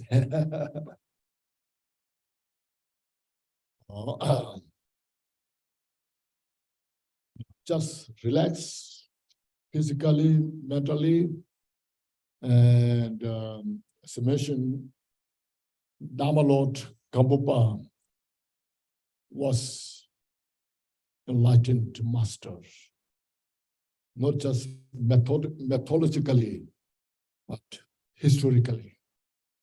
And his activities of the benefiting sentient beings continues until end of this samsara, because he embodies the bodhicitta, the jewel ornament of liberation. You see that he wrote the book. You see that book describes the complete practice of the bodhicitta, how to start and then how to perfect to become Buddha. So he was the one who introduced that great book, Jewel Ornament of Liberation. First book that written in Tibet in the history. So later, so many other great masters, they are so inspired that book, and they wrote their own commentaries on the basis of that book. So he taught us how to become Buddha by practicing bodhicitta. And he said in his other instructions, those who inspired and wish to see me, or if they think, oh, I miss seeing him, said, study and practice the jewel ornament of liberation. As then Lamchok Renjetuman, the rosary or the rosary of the sublime path. If you study them, it is the same as seeing me. So if you take Gampopa as your root teacher, the blessing is there, the benefit is there. Yeah. So here we take him as the root teacher and visualize in front of us and chant the mantra and receive the four empowerments. Okay. First, the taking refuge and cultivating bodhicitta. In co-emergent bliss and emptiness, the Dhammakaya. I take refuge until I attain awakening. Although all beings are primordially Buddha by nature, they are deluded. To realize the essence, I give rise to bodhicitta. In co-emergent bliss, emptiness, the Dhammakaya. I take refuge until I attain awakening. Although all beings are primordially Buddha by nature, they are deluded. To realize the essence, I give rise to bodhicitta. In co-emergent bliss and emptiness, the Dhammakaya. I take refuge until I attain awakening. Although all beings are primordially by the Buddha, they are deluded. To realize the essence, I give rise to bodhicitta. And we visualize in front of us, above in the space, we say this. You are the perfection of purity and attainment, Dhammakaya, Vajradhara. You are great bliss with Sambhukaya, shining forth with the measure and manner marks. You are all pervading compassion, Nirmanakaya, taming beings according to their needs. You are the world-renowned master of the Katampan and the Mahamudra lineage. We chant the mantra. Omo Aya Namo Guru Dambo Deva Kirte Mahamudra Siddhi Pala. Omo Aya Namo Guru Dambo Deva Kirte Mahamudra Siddhi Pala. Omo Aya Namo Guru Dambo Deva Kirte Mahamudra Siddhi Pala. Omo Aya Namo Guru Dambo Deva Kirte Mahamudra Siddhi Pala. Omo Aya Namo Guru Dambo Deva Kirte Mahamudra Siddhi Pala. Omo Aya Namo Guru Dambo Deva Kirte Mahamudra Siddhi Pala. Omo Aya Namo Guru Dambo Deva Kirte Mahamudra Siddhi Pala. Omo Aya Namo Guru Dambo Deva Kirte Mahamudra Siddhi Pala. Omo Aya Namo Guru Dambo Deva Kirte Mahamudra Siddhi Pala. Omo Aya Namo Guru Dambo Deva Kirte Mahamudra Siddhi Pala. Omo Aya Namo Guru Dambo Deva Kirte Mahamudra Siddhi Pala. Omo Aya Namo Guru Dambo Deva Kirte Mahamudra Siddhi Pala. Omo Aya Namo Guru Dambo Deva Kirte Mahamudra Siddhi Pala. Omo Aya Namo Guru Dambo Deva Kirte Mahamudra Siddhi Pala. Omo Aya Namo Guru Dambo Deva Kirte Mahamudra Siddhi Pala. Omo Aya Namo Guru Dambo Deva Kirte Mahamudra Siddhi Pala. Omo Aya Namo Guru Dambo Deva Kirte Mahamudra Siddhi Pala. Omo Aya Namo Guru Dambo Deva Kirte Mahamudra Siddhi Pala. Omo Aya Namo Guru Dambo Deva Kirte Mahamudra Siddhi Pala. Omo Aya Namo Dambo Deva Kirte Mahamudra Siddhi Pala. Omo Aya Namo Guru Dambo Deva Kirte Mahamudra Siddhi Pala. Omo Aya Namo Guru Dambo Deva Kirte Mahamudra Siddhi Pala. Omo Guru Dambo Deva Kirte Mahamudra Siddhi Pala. Omo Aya Namo Guru Dambo Deva Kirte Mahamudra Siddhi Pala. Omo Aya Dambo Deva Kirte Mahamudra Siddhi Pala. Omo Aya Namo Dambo Deva Kirte Mahamudra Siddhi Pala. Omo Aya Namo Guru Dambo Deva Kirte Mahamudra Siddhi Pala. Omo Aya Namo Guru Dambo Deva Kirte Mahamudra Siddhi Pala. Omo Aya Namo Dambo Deva Kirte Mahamudra Siddhi Pala. Omo Aya Namo Guru Dambo Deva Kirte Mahamudra Siddhi Pala. Omo Aya Namo Guru Dambo Deva Kirte Mahamudra Siddhi Pala. Omo Aya Namo Guru Dambo Deva Kirte Mahamudra Siddhi Pala. Omo Aya Namo Guru Dambo Deva Kirte Mahamudra Siddhi Pala. Omo Aya Namo Guru Deva Kirte Mahamudra Siddhi Pala.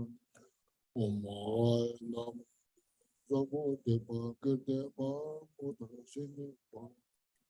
Omo Aya Namo Guru Dambo Deva Kirte Mahamudra Siddhi Pala. Omo Aya Dambo Deva Kirte Mahamudra Siddhi Pala. Omo Aya Namo Guru Dambo Deva Kirte Mahamudra Siddhi Pala. Omo Aya Namo Guru Dambo Deva Kirte Mahamudra Siddhi Pala. Omo Aya Namo Guru Dambo Deva Kirte Mahamudra Siddhi Pala.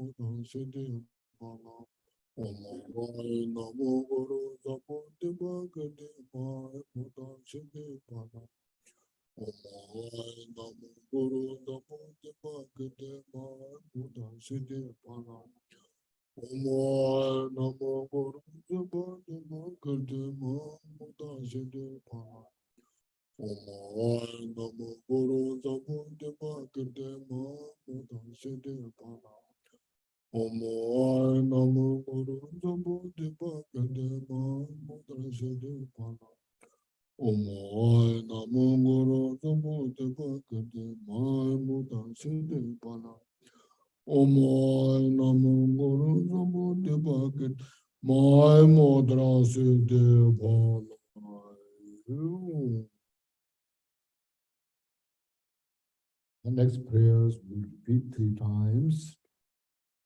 You are Bhuchandra, Padma Mudra. In the presence of the Buddha, you were Chandra Prabha Kumara. Here in this land of snow mountain, you are known as the physician monk. I supplicate you who are prophesied by the victor. You were Pushpa Chandra and Padma Putra. In the presence of the Buddha, you were the Chandra Kurma. Here, this land of snow mountain, you are known as the physician monk. I supplicate you who were prophesied by the victor. You were Pushpa Chandra and Padma Mutra. In the presence of the Shakyamuni, you were Chandra Prabhava Kumar. Here in the land of the snow mountain, you are known as the physician monk. I supplicate you who are prophesied and victorious. Next, we'll chant once and meditate, receiving all the four empowerment and rest in the mind as natural. By the blessings, power of this one-pointed supplication, light rays emanate from the 4 places of the Guru and dissolve into mind. The 4 empowerments are exactly obtained, and the Guru dissolves into me. My mind is the fresh and natural state.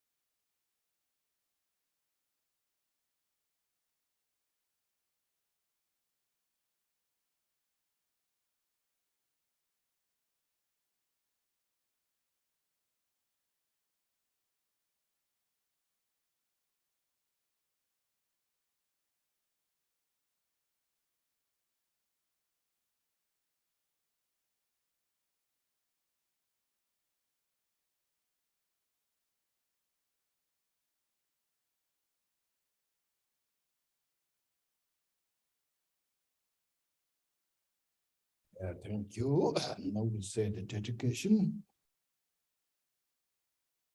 Within the purity of the three spheres, I dedicate all the accommodation virtues in samsara and all means to achieve the body of this process, the twofold purity. Thus, that the ritual in the great equanimity of the Dhamma. So,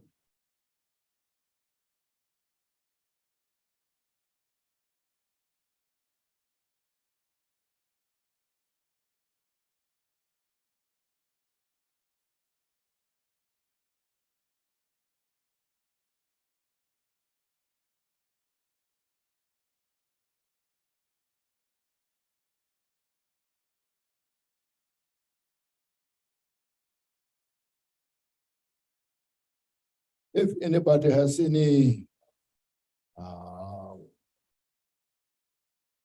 not understanding or have any thoughts to ask questions, please do so.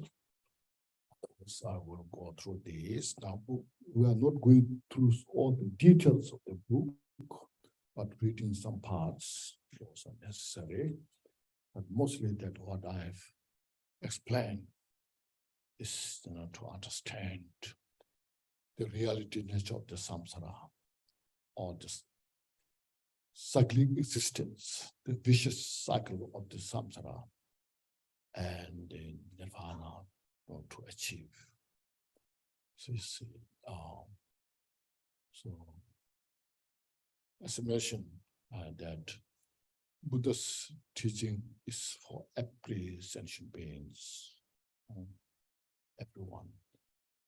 Because you see, we human beings have a better opportunity, more chance. There's greater intelligence. All this in the world, you see, it's the human being who exploit or doing all these things, creating all these things. And animals are just under the mercy of the human being.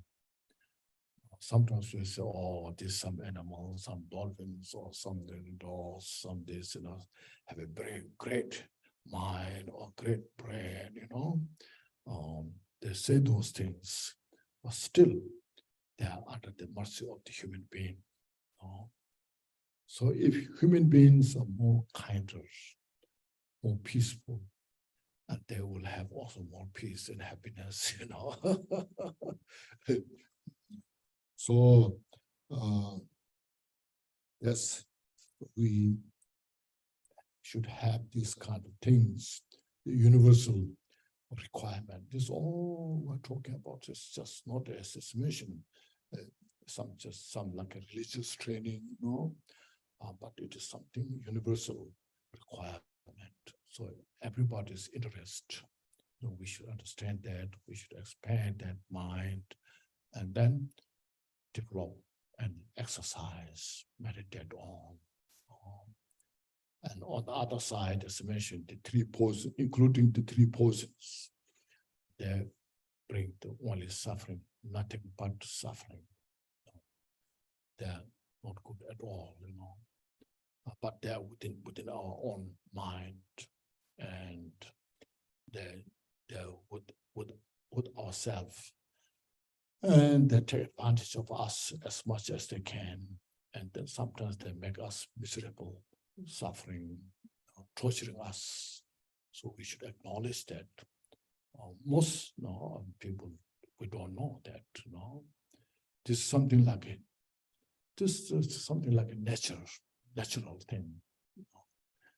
If you are asked to purify these three poses, it's something like unusual. What do you mean that,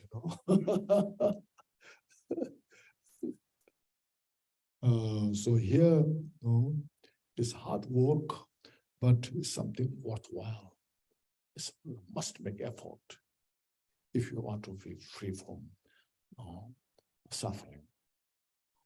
So, so that what I have explained So these also teachings are very detailed in the Shantideva's book, Bodhisattva Avatara. I'm sure many of you have read, studied about that book.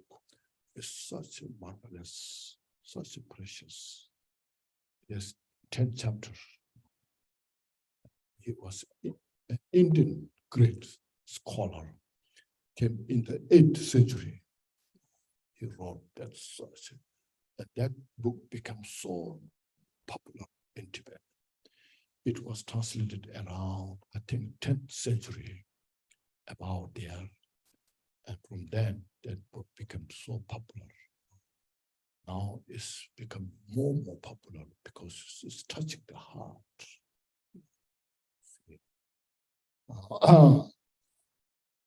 So the sufferings, as now I briefly mentioned here more details about the different suffering. Generally, many of you know. So there are 3 different types of suffering. You see, it's called suffering of change, and suffering of condition. This all related to our body here we have. Our body, what we have is called what? Skandha. Skandha, which means aggregates. It has 5 aggregates. The form, what you see, feeling, what we have, perception, what we perceive, formation, we create things, and then consciousness. So these 5 aggregates, this called the 5 that form our body. We have that. Everyone has this.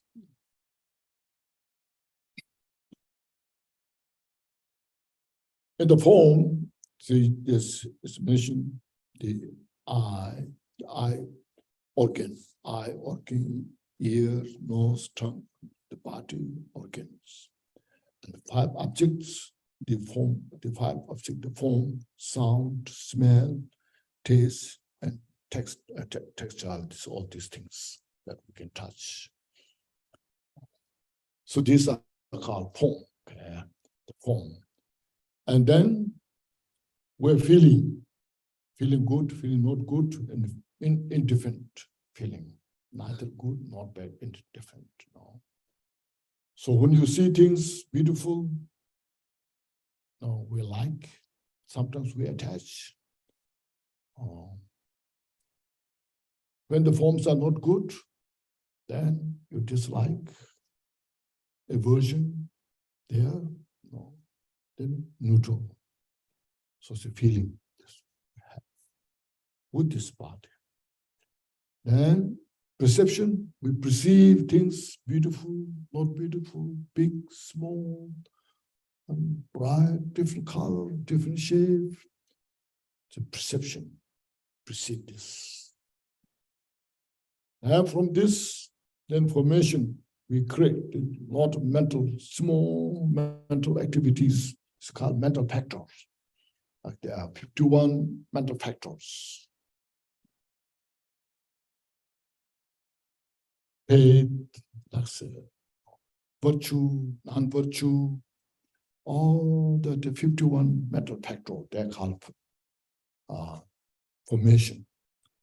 Through this, we create the karma.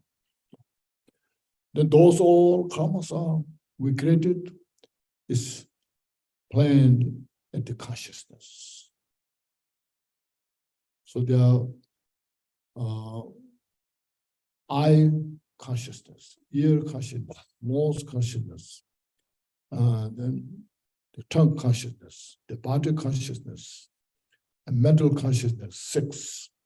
And they're also called the consciousness of affliction. And then the stored consciousness, sometimes they say 8 consciousnesses, or 6 consciousnesses, like this different. So anyway, all the karma that we created are planned on seed on this.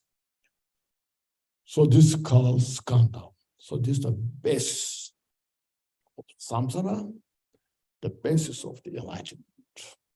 Okay. Just keep that in the mind. So because we have this body, this aggregates, then you see,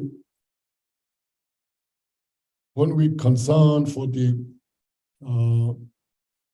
suffering, samsara, is the basis of the samsara.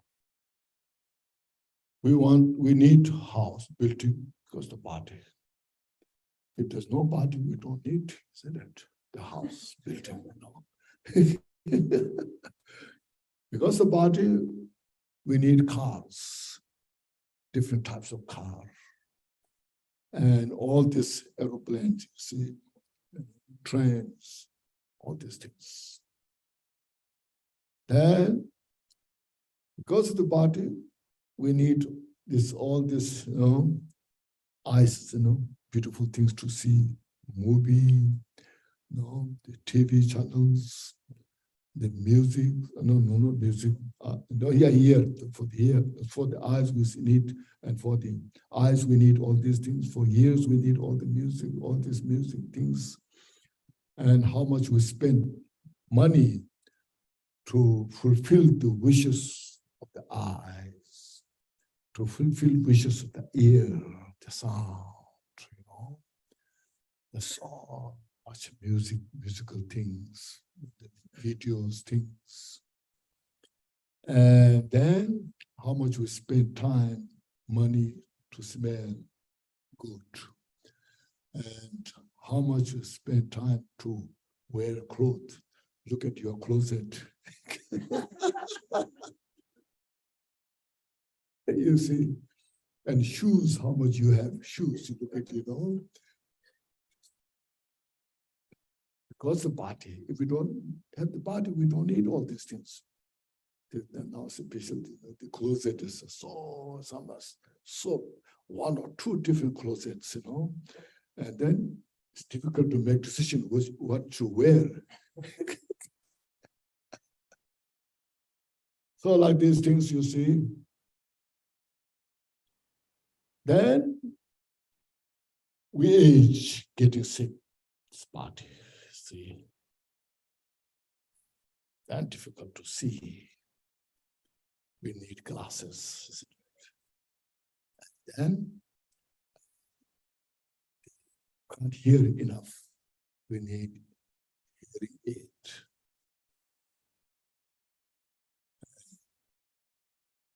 Maybe scientists, they will audit those, they will make some special instrument or some special machine to test, to smell better, You put in your nose, say, oh, I smell much better.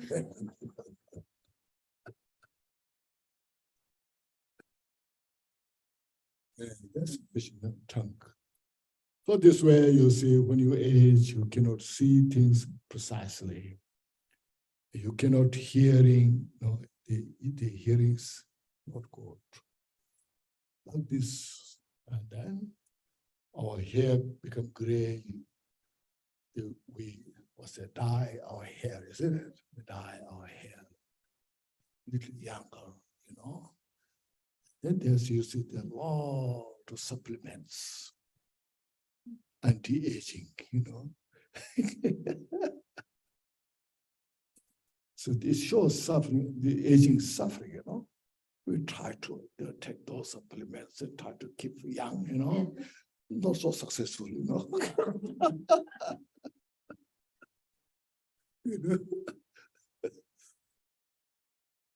Now there's so many, so when you go to the store, there's with the drugs section, all the supplements, there's hundreds and thousands of them. So you see, people buy. Those poor countries have no opportunity to buy. Even they don't have enough food to eat. But where we are here, we have so many, you see. So like those things. So it's called suffering of suffering. We know this suffering. No need to say anybody. You can't get up easily. You cannot sit easily down. Wobbling. Suppose we use walking stick. Support we need. We have a lot of machines to exercise. These things you see. Then when you get sick, get sick very easily. Get flu easily.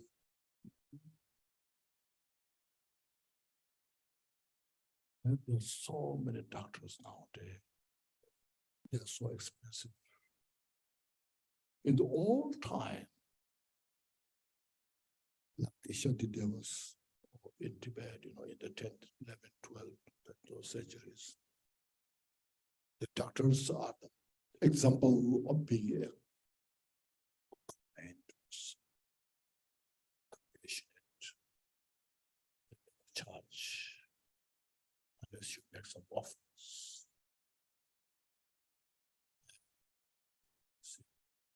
Out there is big business to make money.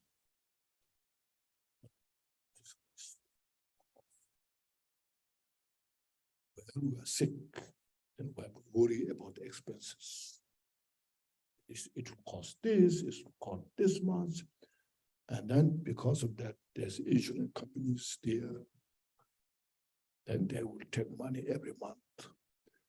And then when you really need it, then say it doesn't cover this, Like this.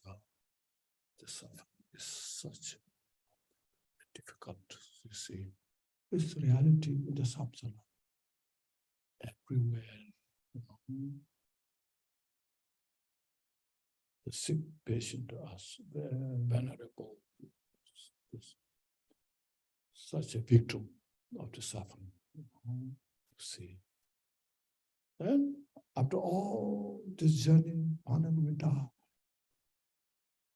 See, after going through all these things, we got long to die. See, look at this, develop such, look at this reality nature, and develop compassion.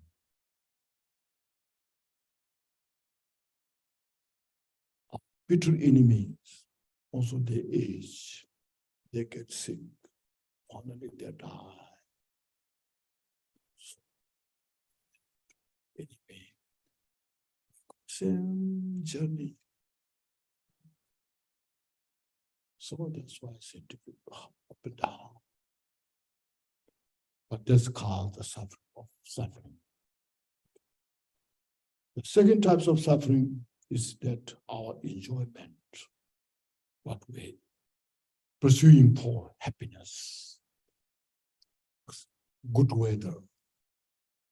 In the hot weather, we go climb up mountain, get a fresh air. And the cold weather, go down, warm air, get that, in the ocean side, swimming or this. They are temporarily, it's refreshing, but at the end of it, they also won't give us total happiness, joy. But we pursue that. We spend so much money on that. You see, going up, going down. Like when we're hungry, it's a suffering of suffering. So I'm hungry, I feel hungry, I need to eat. And especially then you choose whether you cook or choose a good restaurant and some delicacy, very good food. So first you are hungry and you look at the food, you're looking forward, and every mouthful, you feel so happy, so delicious, wonderful. You eat. And after some time, they say you're enough, If you say this is is there is joyful. The more you eat, you should have more happiness, more joy. But if you eat too much, instead of joy, it will give you suffering. That's called suffering of change. See, I'm not saying this is bad, but reality, nature. That's what doctor said, don't eat too much, you know. So it's called suffering of change. All that's what we in the world living try to achieve happiness, joy. It's all a suffering of change.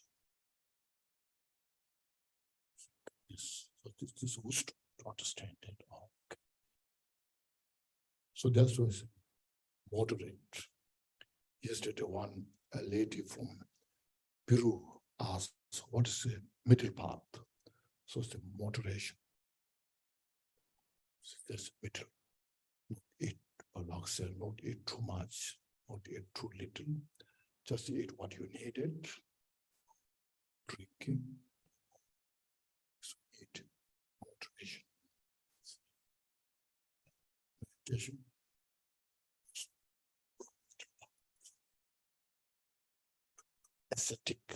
Ascetic life, hardship. So the Buddhists don't believe so. Ascetic life, hardship, you know, but to train your mind. So you understood the suffering of change, you see. Oh, there's such a beautiful weather.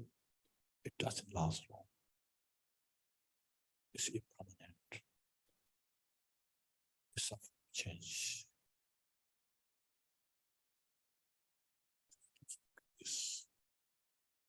Then condition all this kanda, this part of what we have. At the end, this mission will die. It's a condition of suffering. So it's a condition of the suffering of suffering. It's a condition of the suffering change. Basically, it's nature of this suffering.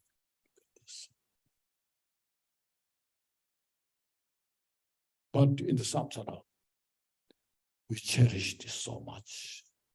We protect this so much. And we spend a lot of money to protect this body. Look at this.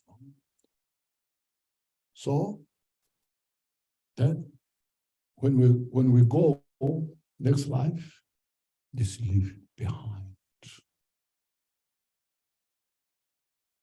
So see, whether you're young or old, doesn't matter. We go from next. So that time you just look at this. So this is the basis of the samsara.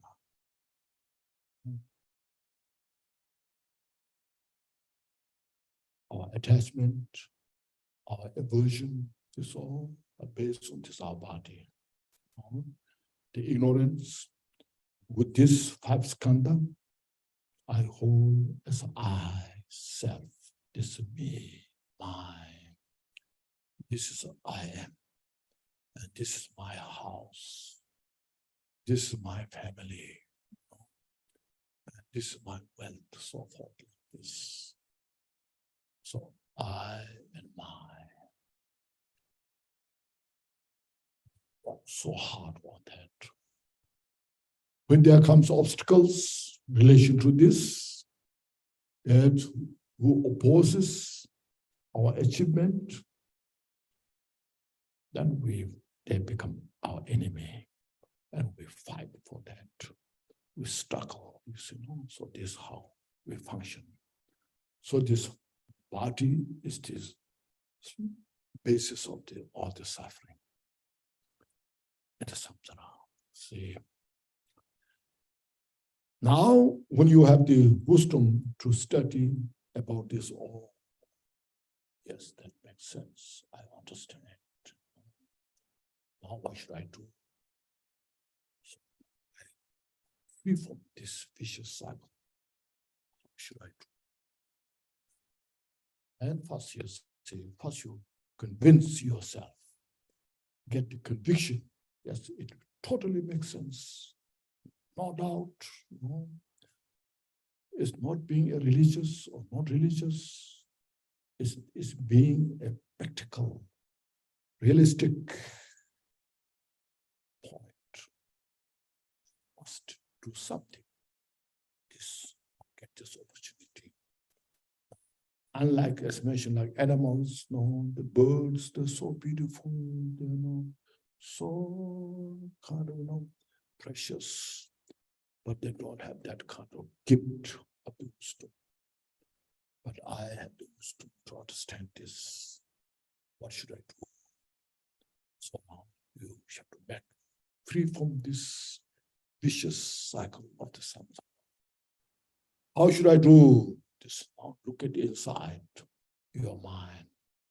How to take care.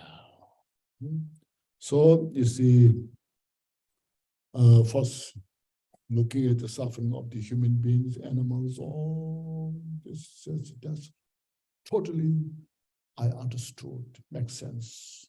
Then there are some individuals who are tired of the suffering. No, they are tired of suffering. So I must, free from this.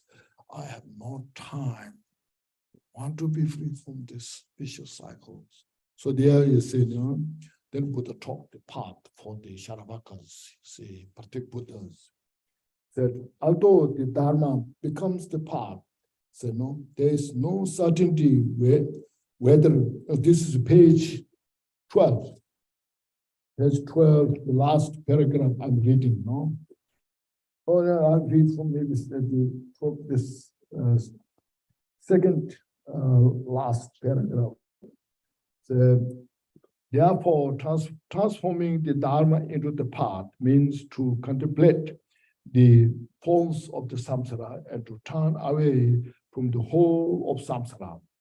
This stage was named by great Atisha as the sages of the path of the person of the intermediate mental scope. So then, although the Dharma becomes the path, so Dharma, you want to become free from samsara. That means Dharma becomes the path. That there is no certainty whether it leads to the hearer, solitary realizers, means Sharavakas, Pratik Buddhas, and so forth. Therefore, in order to dispel the delusion of path, you should renounce all the Sharavakas and solitary realizers through love, compassion, and the mind of enlightenment. So what the Sharavakas, Pratik Buddhas, what this is, I have no time to cultivate loving kindness, compassion, special bodhicitta to help others. I'm desperate. I want to free from this vicious cycle.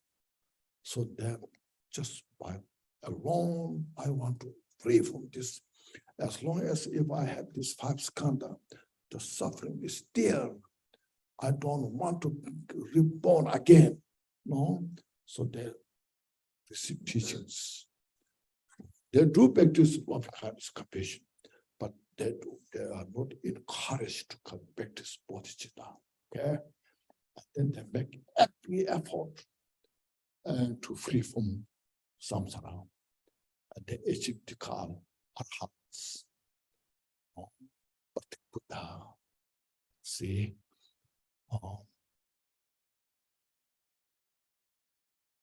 for those interested, that some needed that. So Buddha has shown that path. We should accept that. Okay. Yes, so bodhicitta. What are the delusions of the path? It is the hearer and the solitary realizer themselves, because because being frightened of the suffering of the samsara, and they desire peace and happiness only for themselves. They then attain the state of the stream, it's called stream entering, through pure conduct. So they keep the discipline, as mentioned, the five disciplines. Avoiding 10 non-virtues, practicing the 10 virtues wholeheartedly. As soon as when they receive that instruction, they are so happy. Now we got the path to achieve that. And wholeheartedly, they keep that discipline. So we should respect that. Six, peace and happiness only for themselves.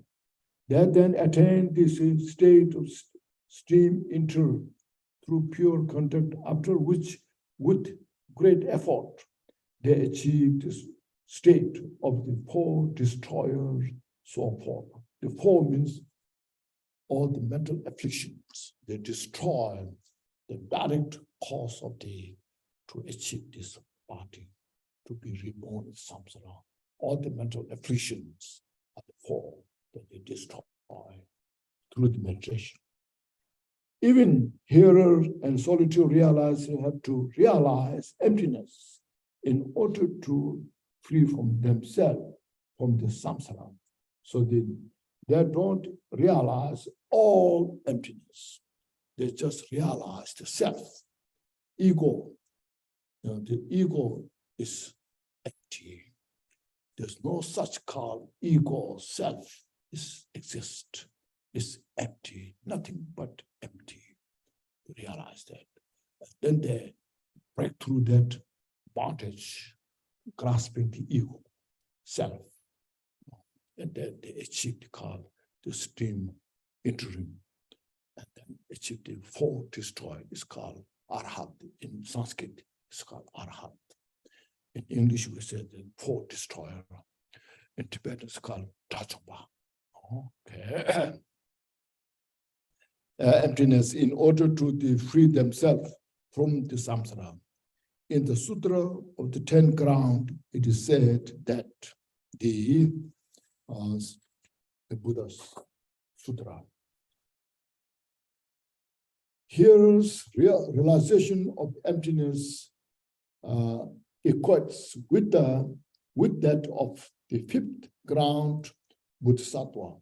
The Bodhisattva has a 10 ground, 10 levels, if you know the 10 bhumis called. So this is equal to the 5th ground, 5th bhumi.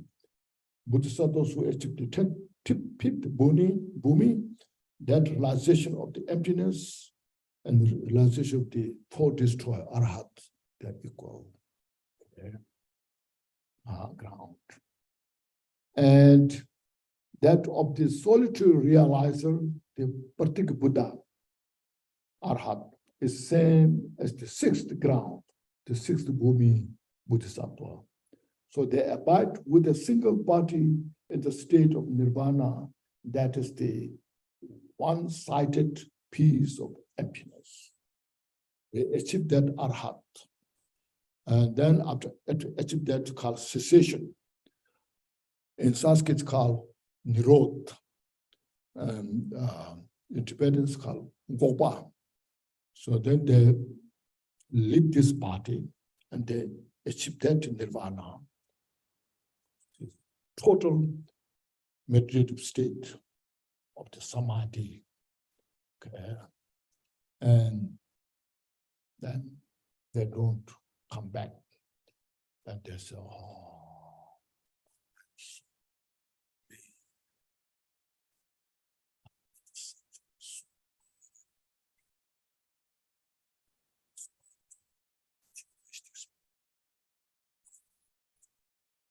after day after day, life after life, taking care of this aging, sickness, death, So without choice, I go through.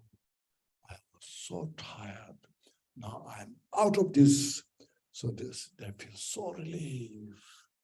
So they stayed in that state for 84,000 kalpas. This is called one-sided nirvana. It's not partial nirvana, it's partial nirvana. Okay, it's not a non-partial nirvana, it's partial nirvana. And it's vacation, So if you want to go to vacation, that's the best place to go to vacation, you know?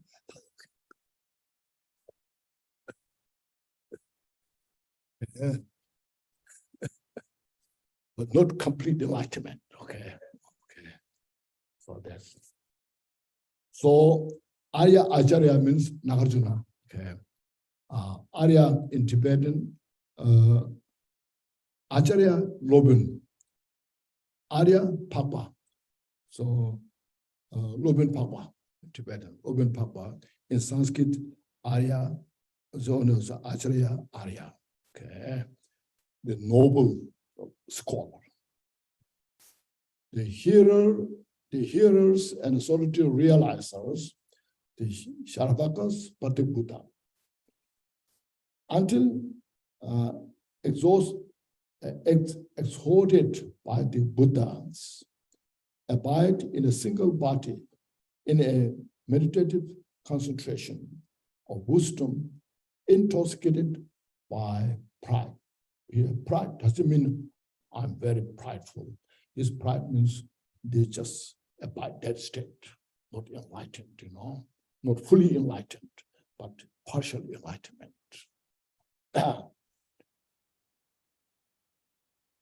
Once escorted, they engage, you know, joyfully in the welfare of sentient beings. Means after they fully rested, like 84,000 kalpas, eons rested, they got such a great vacation, you know. And then they come back, okay, and finally cultivate bodhicitta. Oh. That is the welfare of sentient beings, through various bodily forms. Having increased their merit and wisdom, they will achieve the enlightenment of Buddhahood. Then step by step, they practice bodhicitta.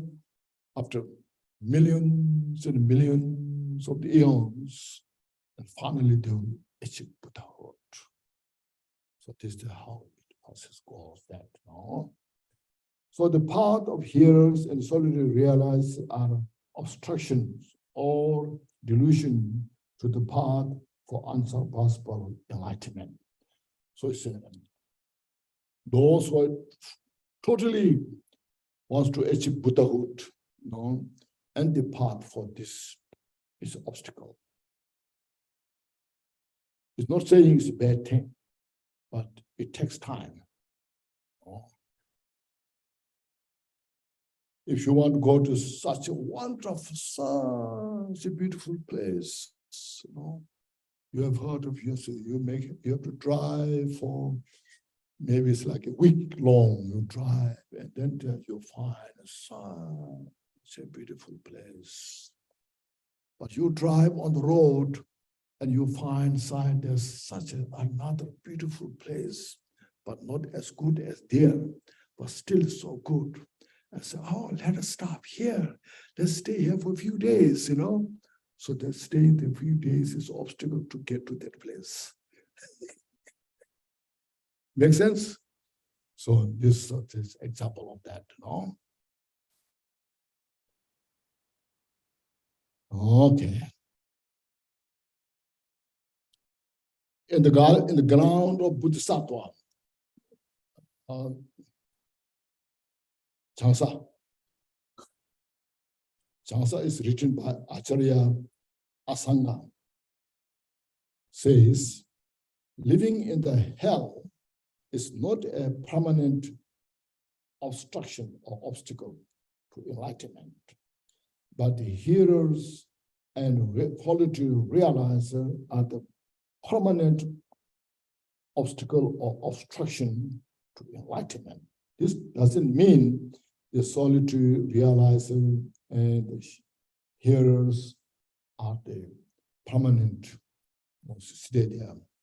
As long as there, you will not achieve Buddhahood. That's why it's an obstacle. So In order to achieve Buddhahood, they first need to generate the mind of the enlightenment, bodhicitta. In Tantra, it is said by the Buddha, just as lords of the three times past, present, future times, generated the mind of the enlightenment, the unsurpassable mind of the enlightenment, I, the Supreme, will generate. So in a way, yes, I will cultivate bodhicitta to achieve the unsurpassable enlightenment. Yeah. In a very great perfection of the this is called condensed wisdom sutra, it is said, without the mind of the enlightenment, means the bodhicitta, mind of the enlightenment, the conquerors will not appear in the world. No, Buddha appeared in the world because of bodhicitta, because of loving kindness, or because of compassion to care sentient beings. Buddha repeatedly reborn into samsara. When you don't have the mind of the enlightenment, no, like arhats who stays in that their partial nirvana for 84,000 eons, kalpas, they enjoy their vacation. Don't bother so much coming down. Buddha come down because of the sentient beings, to help to support sentient beings.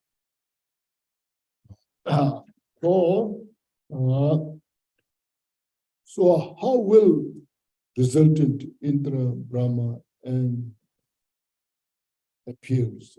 If there is no mind of enlightenment, bodhicitta, then the Buddha will not appear in the world.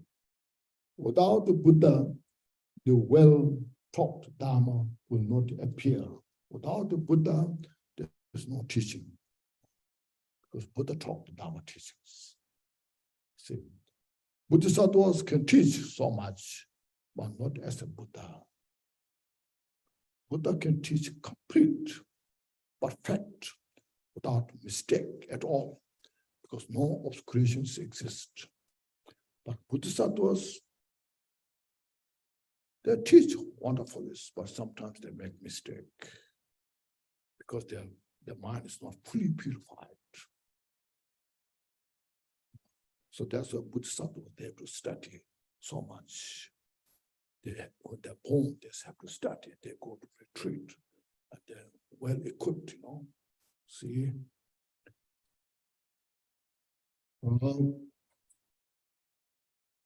Today, this will not appear. Without the Dharma, virtuous conduct will not appear. Without virtuous deeds, the higher realms of the Indra is in the human realm, God realm, this extra, and the liberation of hearer, extra, Pratik Buddha will not arise. All this peace that we are experiencing in our life, this great joy days we have in our life, is due to our virtuous action, the result of the virtue. If we don't have that kind of virtue, good conduct, we will not have peace in our life, happiness.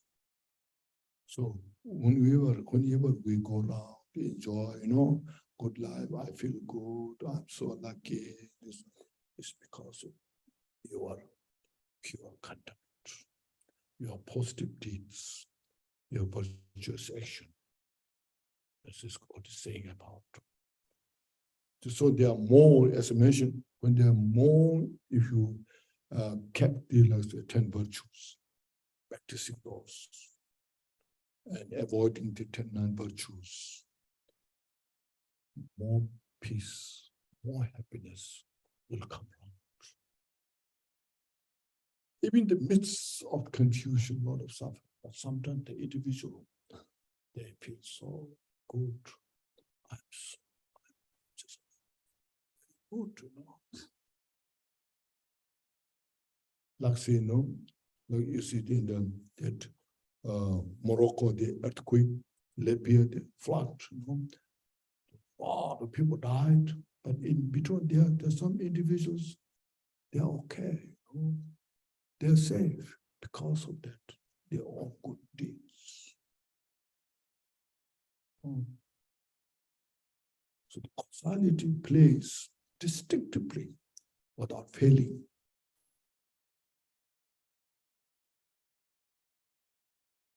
So sometimes we say, oh, you know, we say this.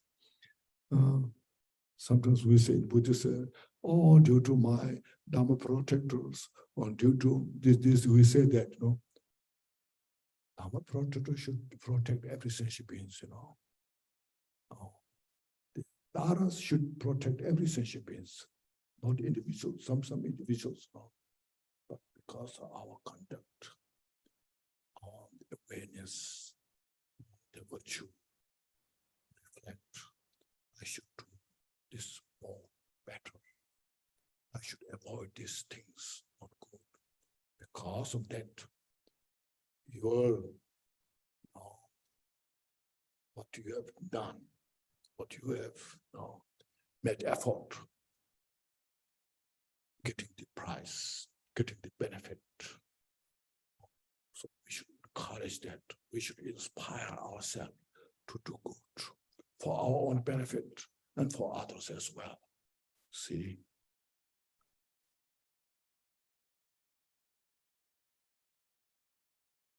Okay. The great Brahmin Saraha said, one who practices emptiness without compassion, see, means bodhicitta here in this case, will not find the supreme path, Buddhahood. Without bodhicitta, you will not achieve Buddhahood. Therefore, one needs to cultivate love, compassion, and the mind of enlightenment in order to dispel the delusion of the path. Furthermore, the mind of the enlightenment is born from compassion, and the compassion is born from the loving kindness.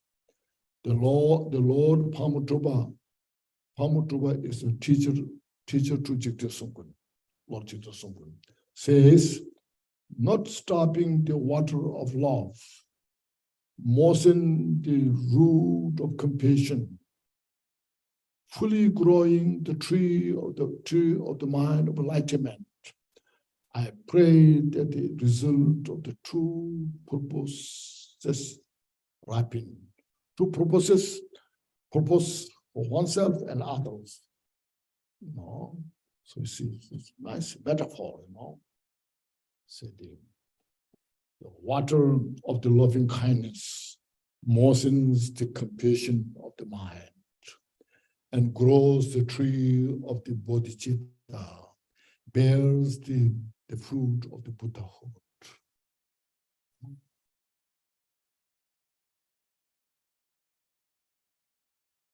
Love is to wish sentient beings to be possessed of happiness, whereas compassion is to wish sentient beings to be free from suffering. So this is the difference. If you ask, what's the difference? Loving kindness and compassion. So loving kindness is you're wishing all sentient beings to have peace and happiness.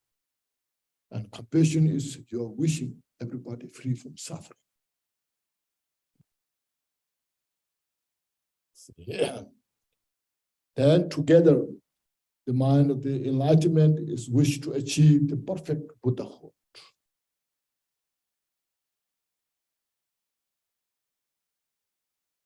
Okay.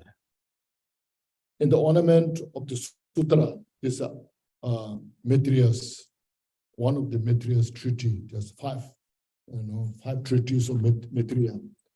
Atisamaya Alankara. Then the Sutra Alankara. Dodiki has Sutra Alankara. Uttanamche, Chuyinamche, and the Uttara Tantra, the five. So this is an ornament of Sutra. It is said, you who have affection, loving kindness for living beings, with the thought for living beings to achieve happiness and be free from suffering, there's compassion. And I said, the thought not to free from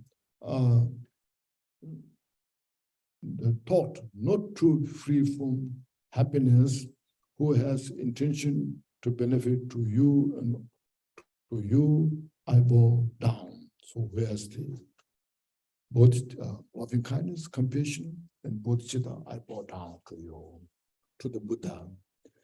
The ornament of realization, it is said that generating the mind of enlightenment is the desire for complete, perfect enlightenment for the sake of others. So this ornament of realization, this Abhisamaya Alankara, in the Abhisamaya Alankara says, this is the definition of the bodhicitta. What is the bodhicitta? The bodhicitta is your desire, your wish, all sentient beings to achieve Buddhahood. So these are very important to understand when you are practicing this. If somebody asks you, what means loving kindness? What means compassion? What means bodhicitta? Can you define? Can you give us some explanation? So the relation to this, you see, the definition of the loving kindness means you wish all sentient beings to have all the happiness and causes of happiness. You wish all sentient beings to free from suffering, and causes of suffering is compassion. You wish all sentient beings to attain complete enlightenment. Okay. So that's here said. Generating the mind of enlightenment is the desire for complete, perfect enlightenment for the sake of others, just yourself. So these mind are the precious jewel. There's no any precious jewel than this. Your inner precious jewel is priceless. It's only you can cultivate yourself. Buddha can explain about these things, but the Buddha cannot bestow this on you. But you are the responsible to cultivate, generate in your heart. As soon as you generate this motivation and this, you cultivate it, you develop jewel in your heart. And then the peace and happiness is just there. Peace and happiness is the flavor of the loving kindness, compassion, and bodhicitta. When you eat delicious food, then the food has special taste. So the taste, the flavor of the food. No, the delicious is the flavor of the food. So that food, when you eat, the scrumptious food you eat, then there's such taste. So the taste is the flavor of the food. So if you cultivate the loving kindness, compassion, and bodhicitta, and there's total peace. So the happiness and peace is the flavor of this precious mind. So you are touching to your Buddha nature. The anger, the attachment, ignorance, pride, jealousy, these are the obstacle to your Buddha nature to reach to enlightenment. They make the distance for our enlightenment. So they are the subject to purify. So you see, when you know these things,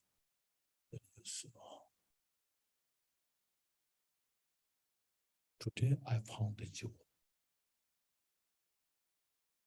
within me. And you know that's within me. What happened with this? So you are finding the precious jewel within you. You just need to cultivate and keep it, let it grow.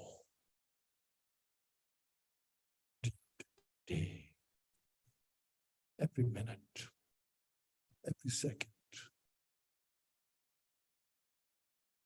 Okay. So I hope this helps you to get some benefit. So we all should feel so grateful. These great teachers, such they wholeheartedly explain to their disciples, to their followers, that these great teachers like Gampopa, this committee by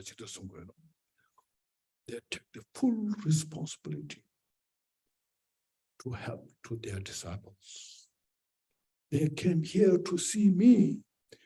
If I don't do enough help to them, I'm betraying to these people.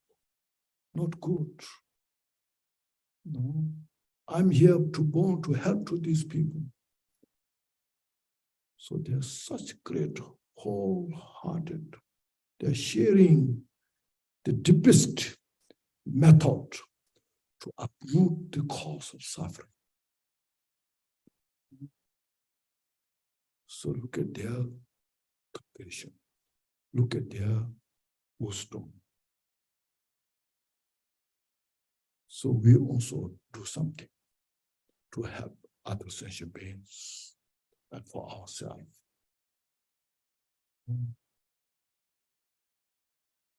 So I hope you are getting some message by these great masters. These are the real thing, Then in the Vajrayana, you find some chanting mantra, all those, they're so good, decimation. Because these are the substance, the concrete, substantial thing that we need to bring into our heart. To polish this mind, then we get all the supports, chanting mantra and so forth. But without this, chanting mantra alone will not help us to free from samsara.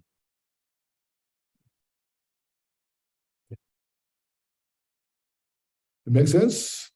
So please take in your heart. Now I think we need to make a break for lunch. The time is running in permanence. So this afternoon, we'll do this now, how to dispel in this way, how to dispel the confusion, okay? And then follow. Then after that, we will do this kind of confusion dawning into the wisdom. Okay. These steps are so important. Jitasubu said, the prerequisites are much more important than actual. Because without these steps, then so you want to jump, so I want to get the ultimate. Can you give the Mahamudra Dzogchen? I need that, And the teacher give this, and then it's empty. And what? Not. But when you go through this, you're real well kind of established. Okay? Okay, thank you so much, everybody. We'll make a break, okay, for lunch. Before that, first, please take a deep breath, everyone. Inhale and release your stress. Now inhale fully. And exhale. All the stress. And appreciate rejoice yourself. Pastor, I'm so fortunate. I've done something good in my life. To having these kind of discussions, sharing these kind of informations, So now this is, I know now who I am. Otherwise, we're lost. We're lost in the confusion. So with this, we'll say dedication prayers, page 35. Glorious, holy, venerable, precious, kind, root and lineage lamas, divine assemblies of Vedams and assemblies of Buddhas, Bodhisattvas, yoginis, and dakinis, dwelling in the 10 directions. Please hear my prayer. May the virtues collected 3 times by myself and all sentient beings in samsara and in nirvana, the innate root of virtue, not result in 8 worldly concern, the 4 causes of samsara, or rebirth as a Sharapaka or particular Buddha. May all mother sentient beings, especially those enemies who hate me and mine, obstructors who harm, misleading Maras, the hordes of demons, experience happiness, be separated from suffering, and simply attain unsurpassed, perfect, complete, and precious Buddhahood. By the power of this vast virtue, may I benefit all beings through my body, speech, and mind. May the afflictions of desire, hatred, ignorance, arrogance, and jealousy not arise in my mind. The attachment to pain, repetition, wealth, honor, and concern for this not arise within a moment. May my mind stream be moistened by loving kindness, compassion, and bodhicitta. And through that, may I become a spiritual master with good qualities equal to the infinite of space. My gains supreme attain the Mahamudra in this very life. May the torment of suffering not arise even at the time of my death. May I not die with the negative thoughts. May I not die confused by wrong view. May I not experience an untimely death. May I die joyfully and happily in the great luminosity of mind and such, and preventing clarity of Dharmata. May I, in any case, gain supreme attainment of the Mahamudra at the time of death or in the Bhardo. But the virtues collected in the 3 times by myself, all beings in samsara, nirvana, and by the innate root of virtue, may I and all sentient beings quickly attain and surpass perfect, complete, precious Buddhahood. May the teachings of great Tikkun Ratna Shri, who is the omniscient Lord of the Dhama, Master of interdependence, continue and increase through study, practice, contemplation, and meditation until the end of samsara. Thank you.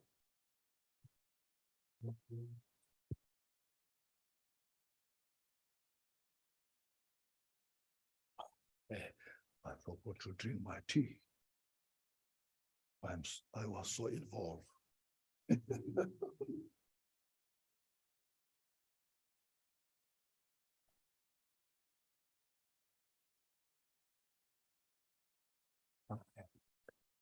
Thank you.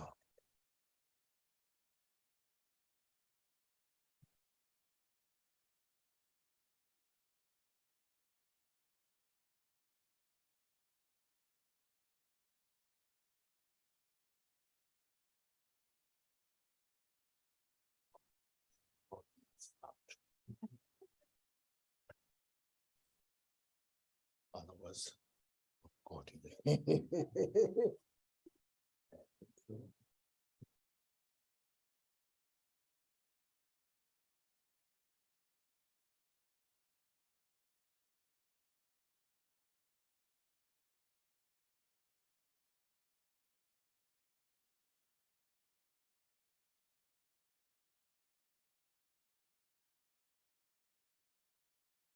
Good afternoon, everyone who's on Zoom. And if everybody here could wait just a second, I have a couple announcements.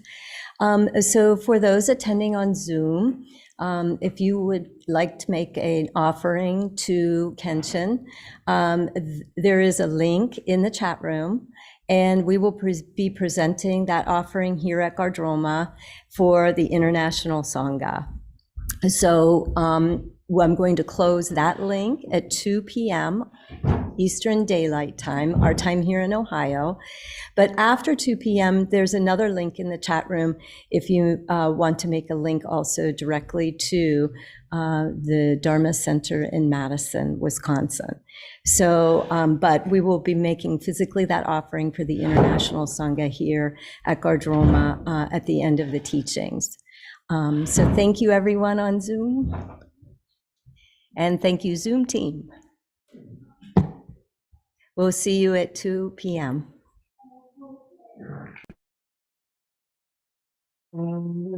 Okay, thanks, everyone.